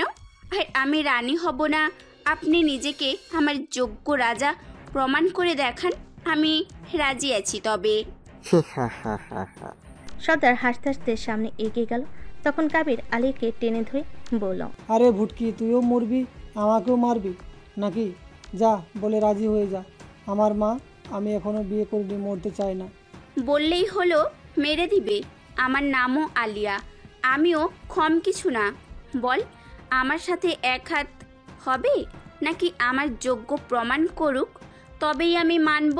আমি চাই আমার রাজা হবে ভয়ানক, যার চোখ দেখলেই সবাই ভয়ে কাঁপা শুরু করবে। তুমি আমার কুইন হবে, এটা আমার ওয়াদা। আর কাবির, তোমার সততা আমার ভালো লেগেছে। তুমি আমার কো লিডার হবে। সর্দার, আপনি আমাকে নিজের গোলাম করে রাখলেও আমি রাজি আছি। সেখানে আপনি আমাকে নিজের কো লিডার করবেন, এর থেকে খুশির কথা আর নাই। আমি রাজি। অল ক্রু, আজ থেকে এই শহর আমাদের দখলে নিতে হবে। যে সামনে বাধা হবে তাকেই মেরে ফেলবে। যদি কেউ বাধা দেয় বলবে সর্দারের অর্ডার। তোমরা কি এই পুরো শহর দখল করতে আমার পাশে থাকবে? আমি পুরো পৃথিবীর মাফিয়ার উপর নিজের দখল নিতে চাই। তোমরা কি এই পথ চলায় আমার পাশে থাকবে? জি সর্দার। সবাই একসাথে জাগর দিয়ে উঠল। তারপর নিজের অস্ত্র দিয়ে আকাশে ফায়ার করা শুরু করলো। এটা ওদের যুদ্ধের শুরু উৎসব। আশেপাশে বাড়ির মানুষগুলো ভয়ে রুমের কোনায় বসে আছে। এদিকে সর্দার পাগলের মতো হেসে চলেছে। আলিয়া ভাবছে এটা আবার কেমন গ্রুপ। বলার সাথে সাথেই রাজি তখন আলিয়া কবিরকে বলল, কিরে, ওদের ভয় করে না একবার বলাতে রাজি হয়ে গেল? এত সাহস আর ভরসা পাই ওনার কথায়। এটাই ব্ল্যাক হয় না, ওরা সর্দারে একটা হুকুমে সব করতে রাজি। সর্দার যদি এখন বলে পুরো দেশ আজকে দখল করবে, ওরা সেটা তো রাজি হয়ে যেত। এটা হলো সর্দার। আলিয়া ভাবছে আসলে কে এই ছেলে যার এত পাওয়ার, যার এক কথায় হাজার হাজার ছেলে পেলে মরতেও রাজি। এদিকে সিয়াম রায়ের কাছে খবর চলে গেছে যে দলবল আজকে নিজেদের সর্দারকে পেয়ে এক হামলার জন্য উৎসব করছে। এতে যেন ওর ভয় আরও বেড়ে গেল। ওর যান মুখে চলে এসেছে। এক একে গাড়িগুলো ছুটে চলেছে গুলির বেগে। এদিকে শহর পুরোই রেড অ্যালার্ম। রাস্তায় কোনো গাড়ি নাই। সবাই ভয়ে বাসা থেকে বের হয়নি। সিয়াম রায় আর ফরেন মাফিয়ারা দল নিয়ে বের হয়েছে। তাদের লক্ষ্য ব্ল্যাক হায়নাকে শেষ করে নিজেদের রাজত্ব কায়েম করা। আসলে কি তারা পারবে? এদিকে তরিকুল চৌধুরী বাসায় বসেছিলেন। তখন বাসার ভিতর ব্ল্যাক কাপড় পরা কয়েকজন আসে। বাসার গার্ডেরা আটকাতে গেলে সবার পোশাকে হায়নার লোগো দেখে ভয়ে আর আটকানোর সাহস পায়নি। তানে উপর থেকে নামছিল দেখলো 50-60 জন কালো কাপড় পরে বাসার ভিতরে ঢুকলো। তখন তানিয়া বলল, কে আপনারা? বাসার ভিতরে কিভাবে ঢুকলেন? অনুমতি কে দিল আপনাদের? তখন ওদের ভিতর থেকে একজন তরিকুল চৌধুরীকে বলল, আপনাকে আমাদের সাথে যেতে বলা হয়েছে। আমাকে যেতে বলছেন? কার এত সাহস হলো? তরিকুল চৌধুরী তখন ওদের ভালো করে খেয়াল করে দেখেনি। কে বলেছে সেটা আপনার না জানলেও চলবে। আমরা আপনার কোনো ক্ষতি করব না, চলেন। নাম না বললে আমি কেন যাব আপনাদের সাথে? চিনি না, জানি না। সর্দারের হুকুম, আপনাকে সাথে করে নিয়ে যেতে হবে, আর না গেলে তুলে নিয়ে যেতে বলেছে। কে সর্দার? আমি এই নামে কাউকে চিনি না। এবার সকলে তাদের দিকে অস্ত্র তাক করে ধরে আর বলে, ব্ল্যাক হায়নার লর্ড সর্দার, ভালোই বলছি, চলেন, নয়তো। তরিকুল চৌধুরী বসা থেকে দাঁড়িয়ে গেল। কার নাম শুনলেন? তিনি এত জমদূতের নাম নিতেছে, তারপরও তারা তাদের সাথে যায়। এদিকে চৌরাস্তার অন্ধকারে একজনকে দেখা যাচ্ছে। হঠাৎ তার চারপাশে অনেকগুলো গাড়ি দেখা গেল। গাড়িগুলো তার সামনে এসে থামলো। সেখান থেকে এক একে ফরেনার মাফিয়াদের সাথে সিয়াম রায় নেমে আসলো। তখন সিয়াম রায় বলল, কে তুই? কেন আমার লোকদের মারছিস? কেন আমাদের সাথে লাগছিস? জানিস না মারা পড়বি? নাকি জানের মায়া নেই? জানের মায়া কার আছে আর কার নেই সেটা একটু পরে বুঝতে পারবি। তোরা তো অনেক রাজত্ব করলি, এবার আমার রাজত্ব শুরু। এই তুই কে রে? জেগে থেকে স্বপ্ন দেখছিস নাকি? কে তুই? সামান্য একটা ছেলে হয়ে আমাদের হুমকি দিস? আমি কে সেটা একটু পরে জানতে পারবি। তোরা হলি রাস্তার কুকুর, যারা নিজেদেরকে সিংহ ভাবতে শুরু করে। কিন্তু তোরা হয়তো জানিস না যে সিংহ সে জন্মগতভাবে সিংহ। তোদের আমার পাওয়ারের কিছু নমুনা দেখাই। বলে একটা শীষ দেয়। এতে করে সিয়াম রায়ের আর ফরেন মাফিয়াদের সাথে আসা 500 ছেলেপেলে লাশ পড়ে যায়, সাথে মাথা ঠিক নাই। স্নিপারের একটা শট সবার মাথা থেতলে গেছে। তখন কি সিএম রায় অবাক?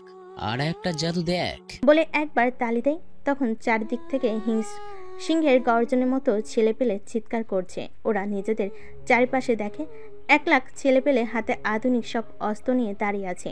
মজার বিষয় হলো সবাই কালো কাপড়ে নিজেদের ঢেকে রেখেছে। তখন অজানা মানুষটা বলল, তুই জানতে চেয়েছিলিস না আমি কে? আমি হলাম ব্ল্যাক হায়নার গ্রুপের লিডার। আমার নাম কি জানিস? সর্দার। চারিপাশ কেঁপে উঠল। এই নামটা শোনার সাথে সাথে সিয়াম রায় ওর সাথে থাকা মাফিয়ারা থরথর করে কাঁপা শুরু করেছে। তখন তরিকুল চৌধুরী বুকে হাত দিয়ে মাথা নিচু করে বসে পড়ল আর বলে, লর্ড, আপনি এসেছেন। এরা পুরো দেশটাকে শেষ করে ফেলেছে, সবার বাঁচা মুশকিল করে দিয়েছে, অনেক মায়ের কোল খালি করেছে। এদের বিচার আপনাকে করতে হবে। তরিকুল সাহেব, আপনি উঠে দাঁড়ান। আপনি আমাকে মনে রেখেছেন, এটাই অনেক। বস, আপনার আওয়াজ আমি কোথাও শুনেছি।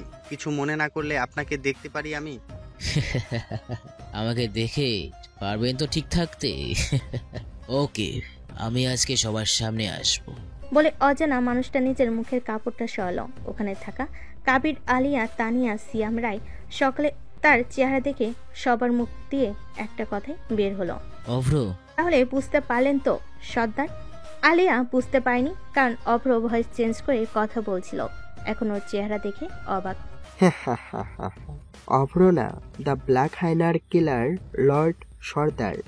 এতে করে ওর সাথে আসা সকল ছেলে পেলে জোরে সর্দার বলে জাগতে। এদিকে আলিয়া ওকে দেখে কেঁদে ফেলে।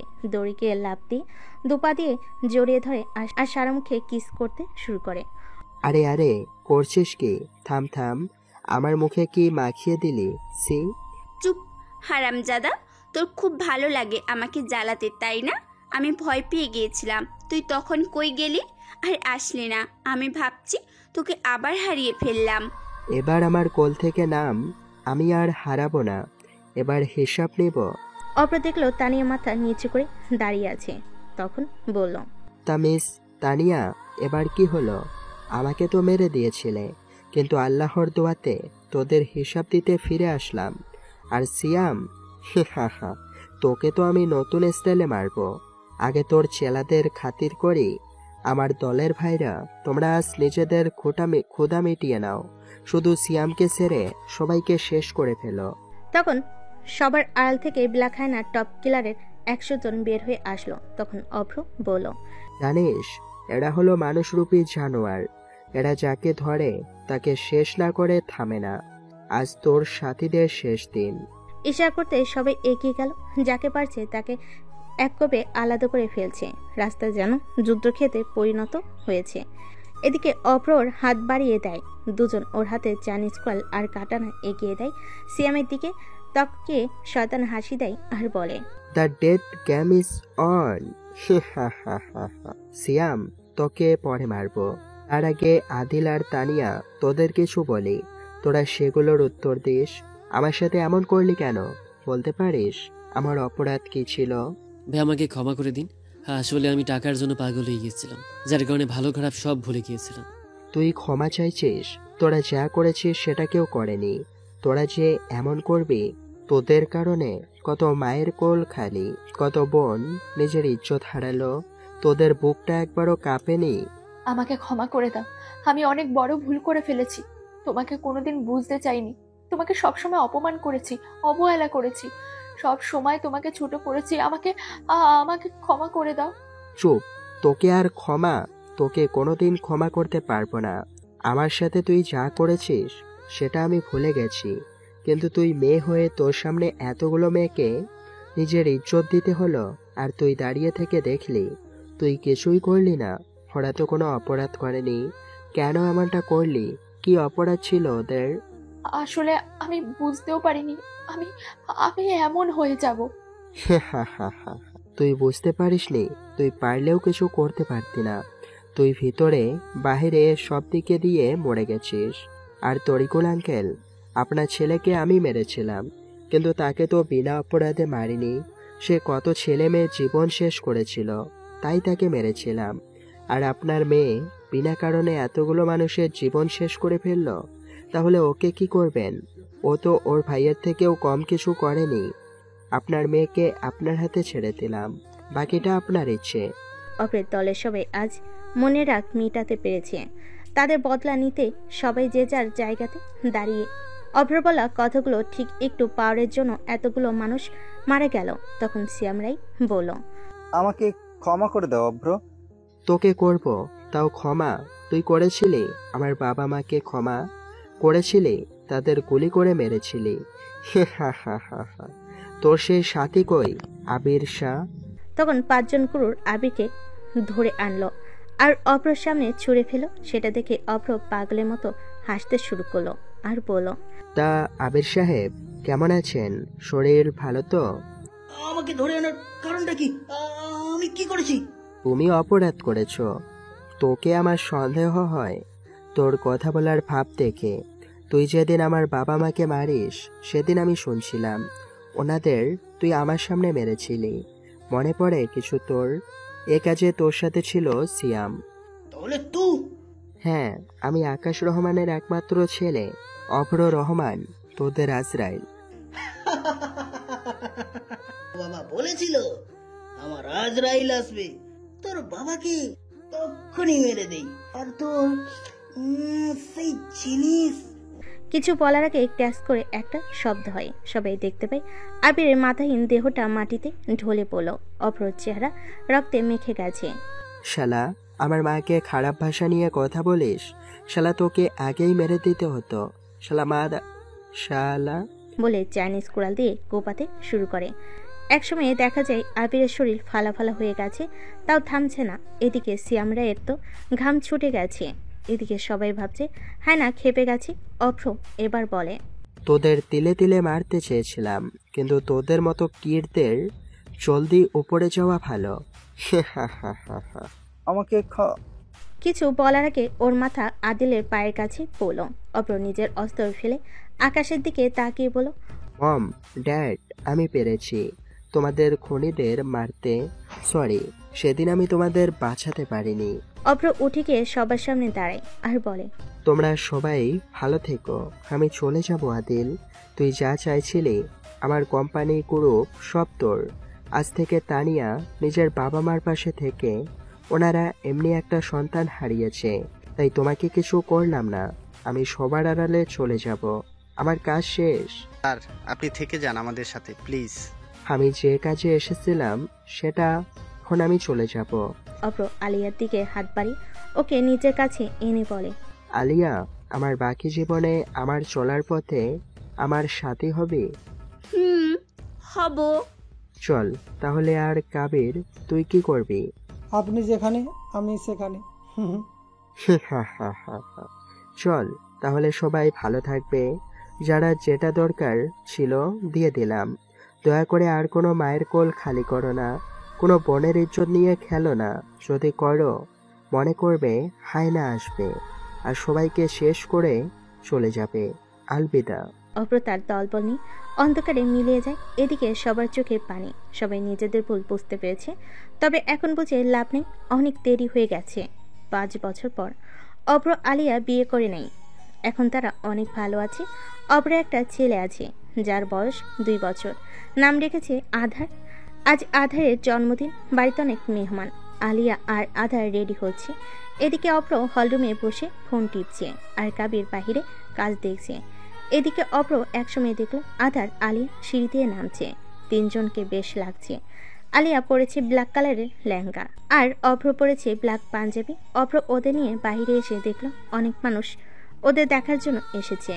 3 জনকে দেখে মিডিয়ার লোকেরা এগিয়ে আসলো। তখন অভ্র কাবিরের দিকে হাত বাড়িয়ে দিলে একটা মাইক ওর হাতে দেয়। তখন অভ্র আধারের দিকে তাকিয়ে বলে, পাপা, সবাইকে হাই বলো। আধার তার ডান হাত তুলে এদিক ওদিক তুলে, এতে জনগণ জোরে জোরে জাগত দিয়ে ওঠে। তখন অভ্র বলে, মাই সন, আধার ফিউচার দ্য ব্ল্যাক হায়না কিং। অপ্র আদারের কপালে কিস করে মিডিয়া লোকেদের সুন্দর মুহূর্তের ক্যামেরাবন্দি করে নেয়। এখানেই শেষ হলো একটা ভালোবাসা মাফিয়া রহস্য মিশ্রিত এক ভালোবাসার গল্প। জানি না কেমন হয়েছে, জরা সেই শরীর না চলার মতোই হয়ে গেছে, তা আপনাদের জন্য দিলাম।